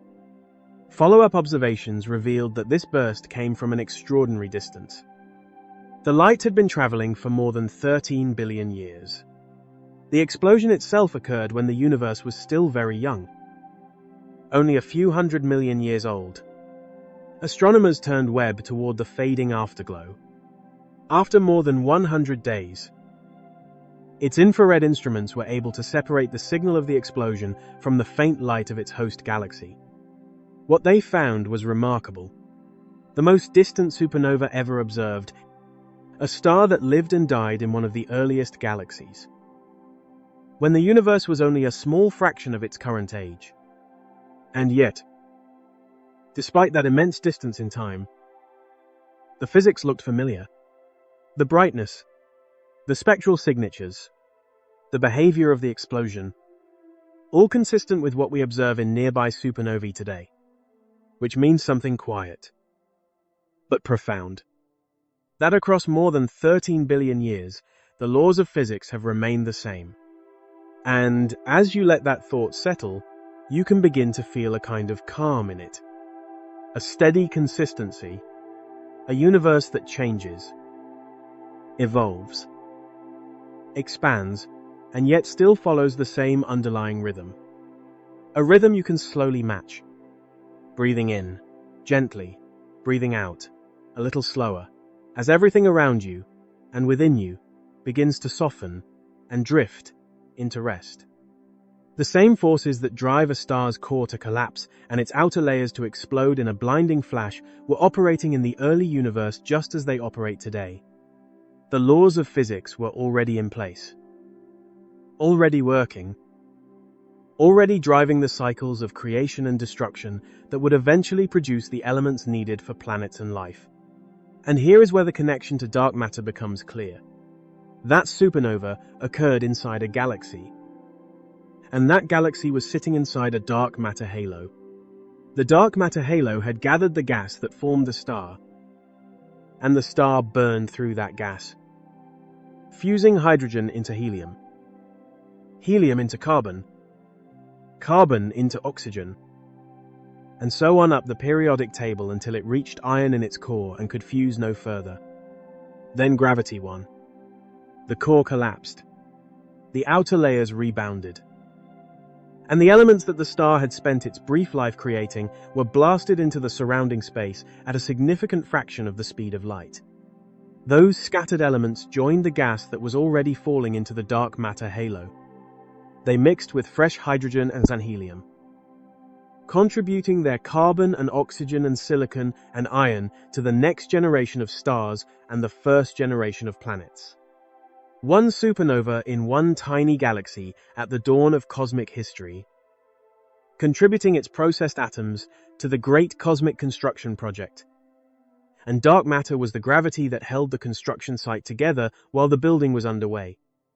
Every heavy atom in the universe has a story like this. Every carbon atom in your body passed through at least one star before it became part of you. Some of those atoms passed through multiple stars, being ejected by one supernova, incorporated into a new star, processed further, ejected again, and eventually finding their way into a molecular cloud that collapsed to form the Sun and the Earth. The dark matter web was the highway system that moved these atoms around. Without the gravitational channels provided by dark matter, the enriched gas from supernovae would have dispersed into the void, too thin and too scattered to ever collapse into new stars. Dark matter kept the material together. It kept the recycling process going. It kept the cosmic construction project on schedule. And the Webb telescope, by detecting this most distant supernova, has shown us that this process was already happening at the very beginning. The cycles of stellar birth, death, and renewal that produced the atoms in your body were already turning in the first billion years of the universe. Dark matter was already doing its work. The cosmic web was already guiding matter from one generation to the next. Let us also spend a moment with one of the most visually stunning images the Webb telescope has produced in recent months, because it illustrates a different aspect of the cosmic story. In January of 2026, the Webb telescope released a new image of the Helix Nebula, a planetary nebula about 650 light-years from Earth, sometimes called the Eye of God because of its striking circular shape. The Helix Nebula is not a galaxy or a cluster. It is the remains of a single star, a star that was once similar to our Sun, burning steadily for billions of years, slowly converting hydrogen into helium in its core. When the star ran out of hydrogen fuel, it swelled into a red giant, expanding enormously and shedding its outer layers into space. The shed material formed the beautiful glowing shell that we see today, illuminated from inside by the hot, dense remnant of the star's core, which has collapsed into a white dwarf. A dead star about the size of the Earth, but with the mass of the Sun. The Webb telescope's infrared eyes revealed details in the Helix Nebula that no previous telescope had seen. Knots and filaments of dust and gas shaped by the white dwarf's intense radiation into intricate, almost organic-looking structures. Thin streamers of material reaching outward from the nebula's center. Layers of different chemical composition, each one representing a different stage of the star's death. The image is a time-lapse of destruction and creation compressed into a single frame. Because the material that this dying star has shed into space will eventually mix with the surrounding interstellar medium, enriching it with the elements forged in the star's core. And someday, perhaps billions of years from now, that enriched gas will collapse into a new star, carrying with it the legacy of the star that died. This is the cycle: birth, life, death, rebirth. Stars are the universe's way of processing matter, taking simple elements and transforming them into complex ones, then scattering those complex elements across space so that they can be incorporated into the next generation. And dark matter is the gravitational framework that keeps this cycle turning. Without dark matter, There would be no galaxies to hold the gas. Without galaxies, there would be no cycle. Without the cycle, there would be no complex elements. And without complex elements, there would be no rocky planets. No liquid water. No organic chemistry. And no life. The Helix Nebula is a snapshot of one moment in this cycle. A single star reaching the end of its life and returning its gifts to the cosmos. It is not dramatic in the way a supernova is dramatic. It is quiet, slow, and beautiful. A gentle exhalation at the end of a long life. But it is essential, because the elements that this star is releasing will become part of something new, something that does not yet exist, something that will not exist for billions of years. And when it does exist, it will carry atoms from this dead star in its bones. That is the cosmic magic we are talking about. Not supernatural, not mystical, but real, physical, and observable. The magic of a universe that recycles its matter endlessly, that builds complexity from simplicity, that turns hydrogen into human beings given enough time and the right conditions. And the right conditions, as we have learned tonight, begin with dark matter. In February of 2026, the Webb telescope released another set of findings that reinforce this picture. A comprehensive analysis of star formation across cosmic history showed that Webb's observations have, in the words of the research team, supercharged our understanding of how stars form by observing star-forming regions, both in our own galaxy and in distant galaxies across different cosmic epochs. Webb has provided a continuous narrative of stellar birth, stretching from the early universe to the present day. The infrared capabilities of the telescope are crucial here, because star formation happens inside dense clouds of gas and dust that are opaque to visible light. You cannot see a star being born if you are looking with your eyes alone. The dust blocks the view, but infrared light passes through the dust, revealing the young stars hidden inside. Webb has shown that the fundamental process of star formation, gas collapsing under gravity, heating up, and igniting nuclear fusion, has remained essentially the same throughout cosmic history. The details vary. The chemical composition of the gas changes over time as more generations of stars produce heavier elements, and the rate of star formation rises and falls, peaking when the universe was about 3 to 4 billion years old and gradually declining since then. But the underlying physics does not change. Gravity gathers, gas compresses, 10 stars ignite.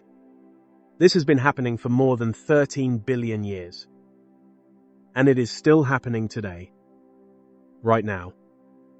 In molecular clouds scattered throughout the Milky Way and in galaxies across the observable universe.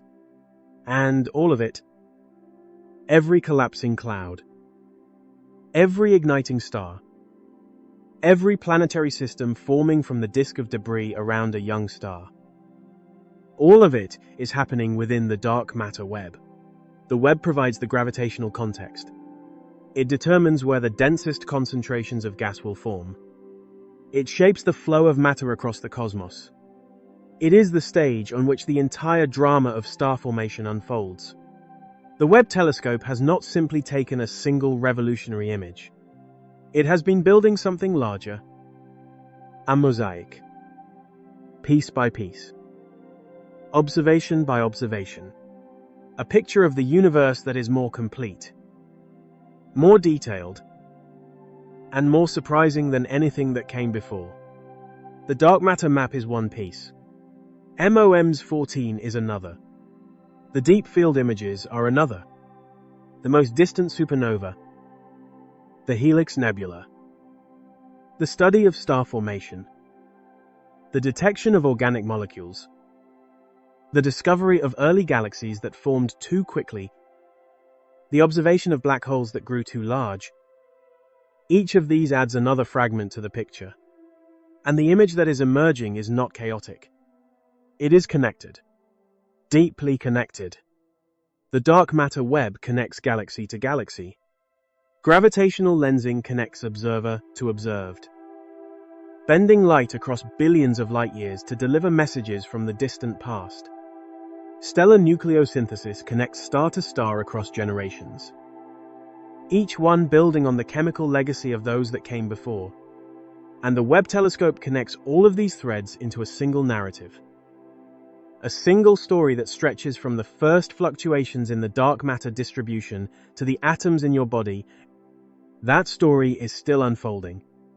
New chapters are being written every day.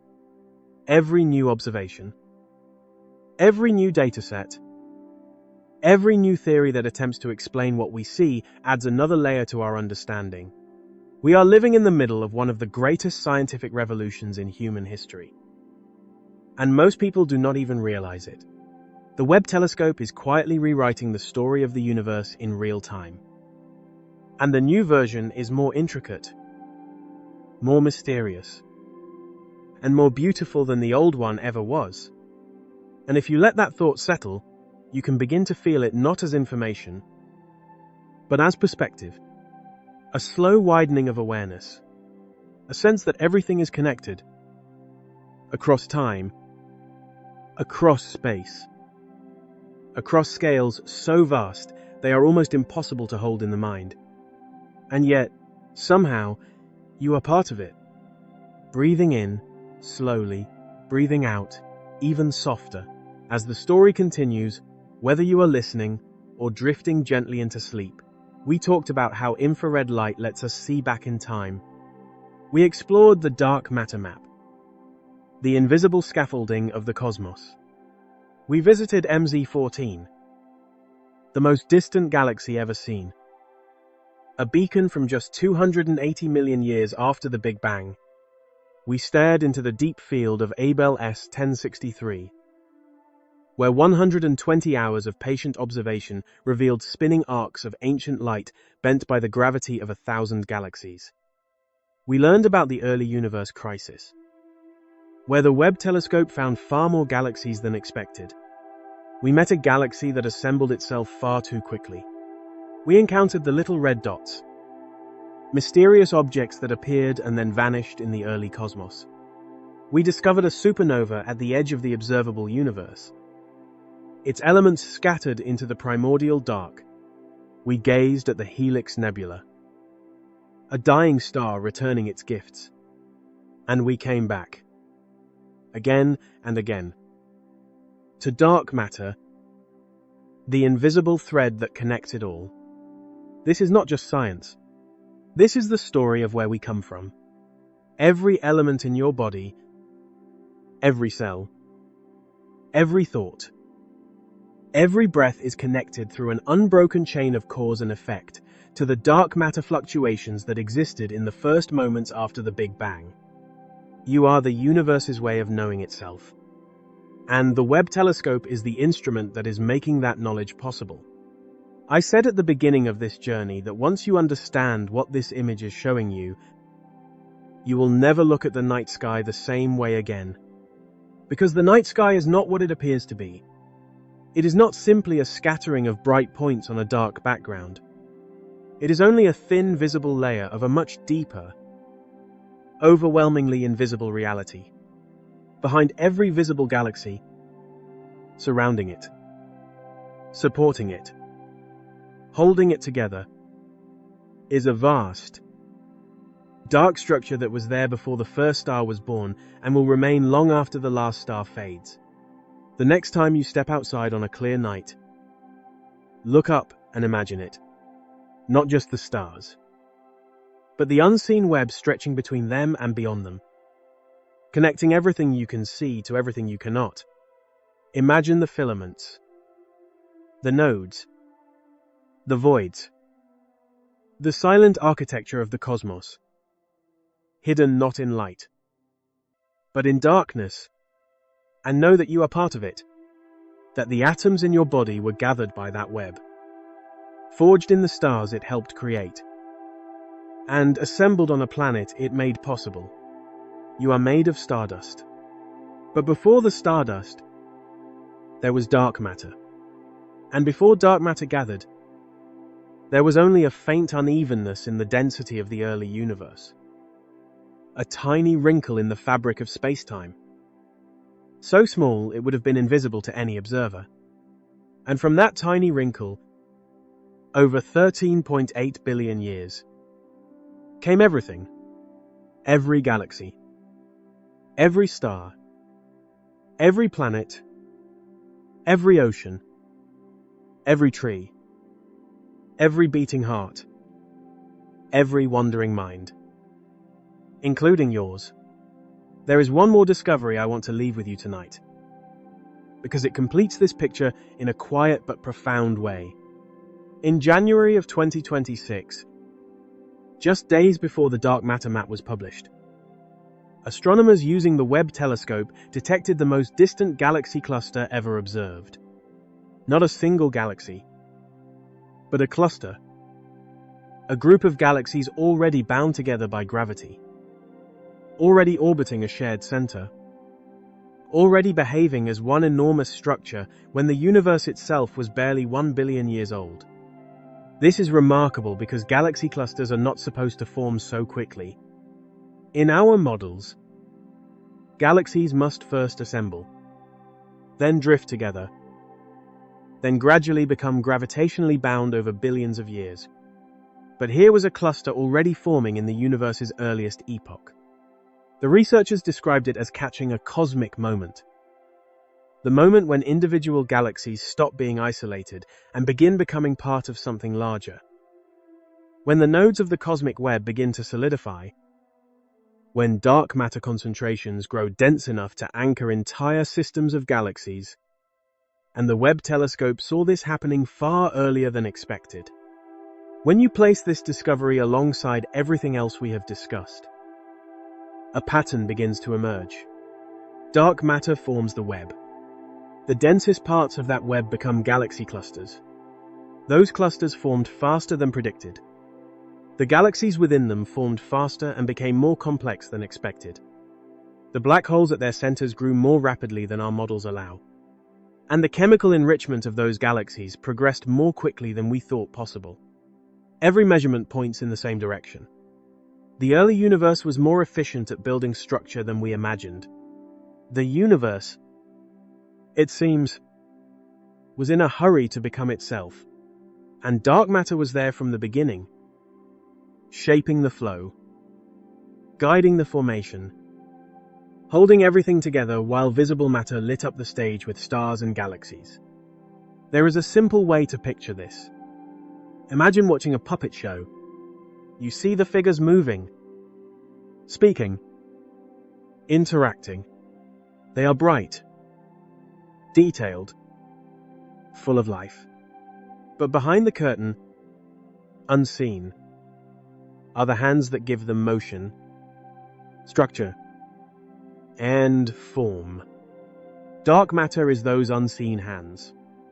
And as you let that image settle, you may begin to feel the quiet depth of it, the sense that beneath everything visible, there is something steady, something patient, something that has been guiding the universe. From the very beginning, breathing in, slowly, breathing out, gently, as the story softens and your thoughts begin to drift, carried along by the same quiet rhythm that has always been there, without the puppeteer. The puppets would be lifeless cloth on the stage floor. Without dark matter, galaxies would be nothing more than diffuse gas drifting through an empty void. The analogy is not perfect. Dark matter is not conscious. It does not choose. It does not decide where galaxies should form. It simply follows the laws of gravity, the same way water flows downhill. Not because it intends to, but because the structure of space-time gives it no alternative. And yet, the result is the same. The invisible creates the structure for the visible. The unseen supports the seen. The dark gives shape to the light. The Webb telescope has shown us the puppeteer's hands. Not directly, because dark matter remains unseen. but through the subtle distortions it leaves behind, through the bending of light, through gravitational arcs stretched across clusters of galaxies, through the vast filaments that connect one galaxy to another across unimaginable distances. We begin to trace the outline of something that holds everything together. And there is a question that quietly emerges from all of this. Not a philosophical question. Not necessarily a spiritual one, but a physical one. What are we? In the context of this universe that Webb has revealed, we are ordinary matter. We are a small fraction. The bright, visible, noisy minority in a universe dominated by dark matter and dark energy. We are made of atoms forged in stars. But those stars formed inside dark matter halos. Those halos were part of the cosmic web. That web was shaped by fluctuations that began in the earliest moments after the Big Bang. And those initial conditions remain one of the deepest mysteries we have ever encountered. In a sense, we are like foam on the surface of a vast ocean. The galaxies and clusters we see are like the whitecaps on waves, bright and dynamic, but representing only a thin layer of what truly exists beneath. The ocean itself is dark matter and dark energy, and we are the surface pattern. Temporary, delicate, yet real. The Webb telescope, by mapping the contours beneath that surface, is showing us for the first time where we truly belong. Not at the center, not as the main story, but as a remarkable consequence of something far deeper and far older than ourselves. And yet, that does not diminish us. It transforms the meaning of what we are. We emerge from the dark matter web the way a flower emerges from soil. The soil does not know the flower exists. The flower owes everything to the soil, yet becomes something entirely different. That is what makes this so extraordinary. Against all odds, in a universe dominated by invisible and incomprehensible components, ordinary matter organized itself into something that can look back and ask questions. Something that can build instruments. Something that can feel wonder. The Webb telescope is, in a quiet way, the universe reflecting on itself. Dark matter formed the structure. That structure gave rise to galaxies. Galaxies gave rise to stars. Stars created heavy elements. Those elements formed planets. Planets formed oceans. Oceans gave rise to life. Life developed awareness. Awareness became curiosity. And curiosity built a telescope and pointed it back toward the beginning. And in doing so, it completed a loop that took 13.8 billion years to close. Not because we were meant to, not because we are special in some cosmic sense, but because we are curious, persistently, relentlessly curious. The patterns we now see were always there. The dark matter web has existed since the beginning. Gravitational lensing has been shaping light for billions of years. Ancient photons have been traveling across the universe long before our species existed. But it took a species capable of asking questions, capable of building tools, capable of waiting patiently for answers, to finally see it. And now we have seen it. And it is more beautiful than we imagined. The universe has a skeleton made of darkness. And that skeleton is the reason anything exists at all, including you. Let that be the final thought tonight. Not a thought about equations or telescopes or measurements, but a quiet awareness that you exist in a universe that did not need to produce you, and yet did. That the invisible gave rise to the visible, that the unseen made you possible, and that somehow, out of all of that, you are here, aware of it, listening. There is a quiet kind of magic in that. Not the kind from stories or fiction, but the kind that lives at the edge of understanding, the kind that appears when you realize that reality is deeper, stranger, and more beautiful than anything we can fully hold in our minds. Scientists may call it elegant, or remarkable, or unexpected. But there is a moment, just beneath those words, where something else appears. A sense of wonder that does not need to be explained.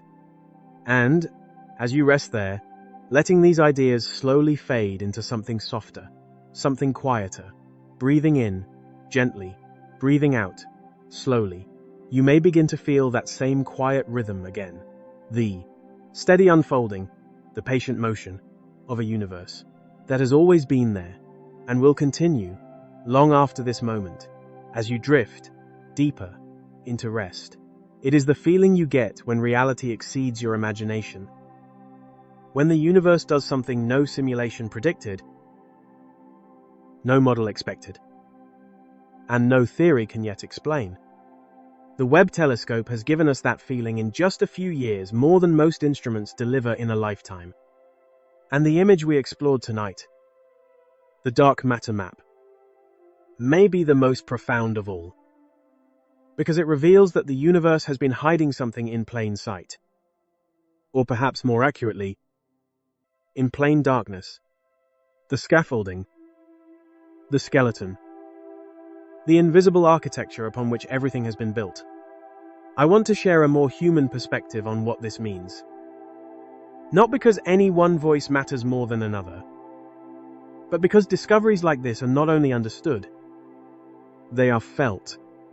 And when I look at the dark matter map, the first thing I feel is awe. A quiet kind of awe that makes you want to pause, to breathe, to simply sit with it. Because what that map is telling us is that most of the universe, the overwhelming majority of all matter that exists, is something we will never touch, never see, never hold. It is here, surrounding us, passing through us even now, and yet completely beyond our senses. It has always been here, since before the Earth formed, before the Milky Way assembled, before the first stars ignited. And despite its constant presence, we have lived our entire lives without ever noticing it. And still, without it, none of this would exist. Without dark matter, the first clouds of gas would never have collapsed into stars. The elements that make up your body would never have been forged. Galaxies would never have formed. The sun would never have ignited. The earth would never have taken shape. Life would never have emerged. And you would not be here to wonder about any of it. There is a quiet sense of gratitude in that realization. Not gratitude directed at something conscious, but a deeper kind.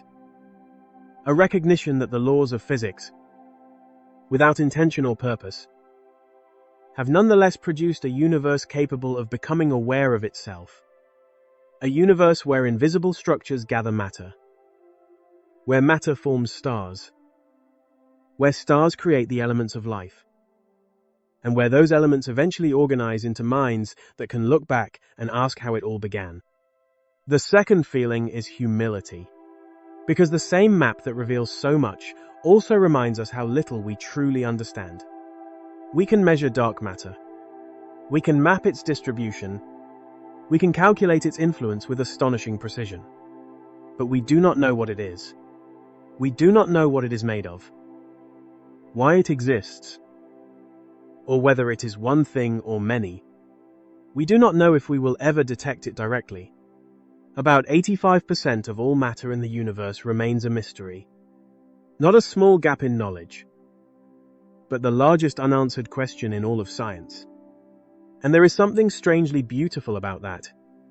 In a world that often demands certainty, where answers are expected instantly, there is a quiet freedom in being able to say, honestly, we do not know.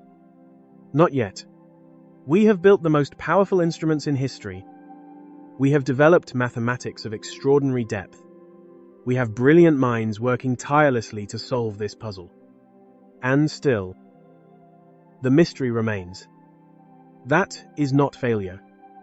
It is an invitation to keep exploring, to keep questioning, to keep pushing the boundaries of what we can understand. The mystery is not a wall. It is a doorway. And the Webb telescope has brought us closer to that doorway than ever before. And then there is the third feeling. The one that matters most. Wonder. Pure. Simpler. Childlike wonder. The same feeling you had the first time you looked up at the night sky and realized those points of light were other suns. The same feeling when you first tried to grasp the age of the universe and felt your mind stretch beyond its limits. The Webb telescope brings that feeling back. In a time filled with noise and distraction, it reminds us that the universe is still vast, still beautiful, still mysterious, and still full of surprises. It reminds us that the story of the cosmos is not finished. It is still unfolding, and we are both observers and participants within it. The chapter we open tonight. The chapter of dark matter and the invisible web that binds everything together. May be one of the most important, because it tells us where the story truly begins. Not with light, not with stars, not even with galaxies, but with darkness, with an unseen substance that quietly gathered, shaped, and prepared the universe over billions of years. And as you let that thought settle, you may begin to feel the stillness behind it, the quiet patience of something that has always been there, shaping everything without ever needing to be seen. Breathing in, slowly, breathing out, softly, as the fun, questions fade, and the sense of wonder remains, like a distant light, gently dimming, as you drift deeper into rest. Let me take you on one more journey before we say goodnight. A journey of the imagination to help you feel the scale of what the Webb telescope has shown us. Close your eyes, if they are not already closed, and imagine yourself floating in space far above the Earth. Looking out at the Milky Way, you can see the bright band of our galaxy stretching across the sky. Billions of stars glowing together in a quiet, steady light, now slowly pull back, further and further. The Milky Way shrinks to a bright point. Then that point becomes a small cluster, our local group of galaxies. And then that cluster dissolves into something larger. Clusters merging into filaments. Long chains of light stretching across the darkness, connected at their intersections by bright knots of galaxies. You are now seeing the cosmic web. The pattern the Webb telescope has mapped. But now let your eyes adjust. Let the visible light soften. And in its place, imagine a gentle blue glow emerging beneath everything. This is dark matter. It was always there, underlying all structure. And now you can see how perfectly it aligns. Wherever there is a bright knot of galaxies, there is a dense concentration of that blue glow. Wherever there is a filament of galaxies, there is a bridge of that invisible substance connecting them. The visible universe, all the light and color and warmth and life, exists within this deeper structure, like ornaments hanging on the branches of an unseen tree. The tree came first. The ornaments came later. And the tree continues to grow, extending its silent branches into the expanding cosmos. Now, gently zoom in. Choose one of those bright knots. It is a galaxy cluster, containing thousands of galaxies bound together by gravity. Look closely and you begin to notice arcs of light bending around it. Delicate curves stretched across space. This is gravitational lensing. The same effect the Webb telescope uses to peer deeper into the past. Behind the cluster, faint and stretched, are the earliest galaxies. Their light traveling for more than 13 billion years to reach you. And surrounding it all is that soft blue glow, the dark matter halo, extending far beyond the visible galaxies, wrapping around them like a cocoon. The galaxies are small, bright things nestled inside a vast, dark embrace. They seem like the main event, but they are only the visible surface of something far larger and far older. Now let the image slowly fade. Let the blue glow dissolve. Let the bright points dim. And sit for a moment in the darkness. Because the darkness is not empty. It is full. It is alive with structure.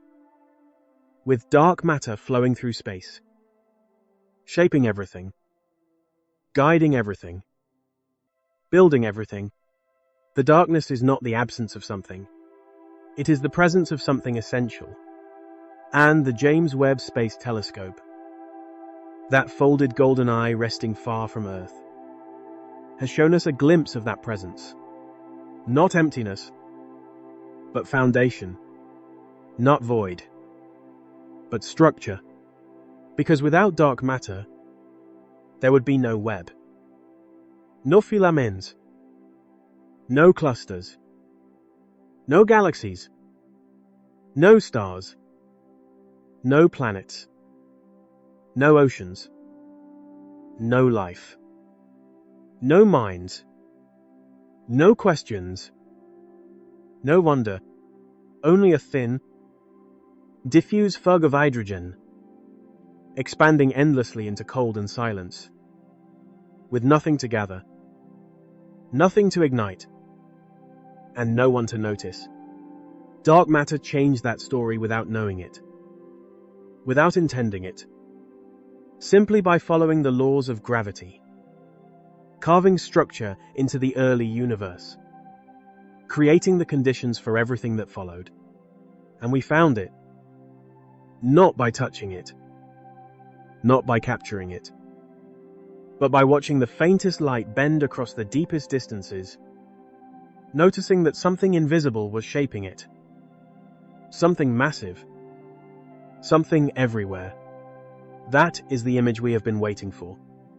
Not a beautiful nebula. Not a distant planet. But a map of the invisible. A portrait of the dark foundation on which the entire universe is built. An image that whispers, quietly, that reality is deeper than what you can see, and that the unseen is what matters most. Let that thought settle gently in your mind tonight. Like starlight resting on still water. You are part of this story. Every atom in your body was gathered by dark matter's gravity, forged in stars that formed within its structure, and assembled on a planet shaped by its invisible web. You are connected to the cosmos in the most literal way. You are made of the matter it gathered.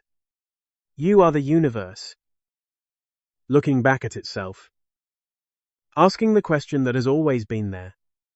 What exists in the dark? And now, slowly, we are beginning to answer. If this journey meant something to you, you can quietly support it. A simple like helps others find this space. A subscription keeps the journey going. We return here often, slowly, carefully, exploring the deepest discoveries without noise, without rush, just curiosity and time.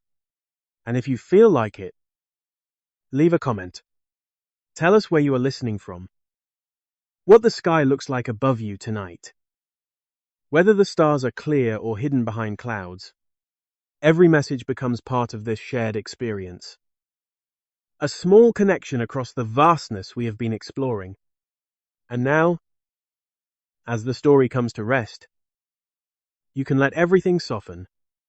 You do not need to hold on to the details.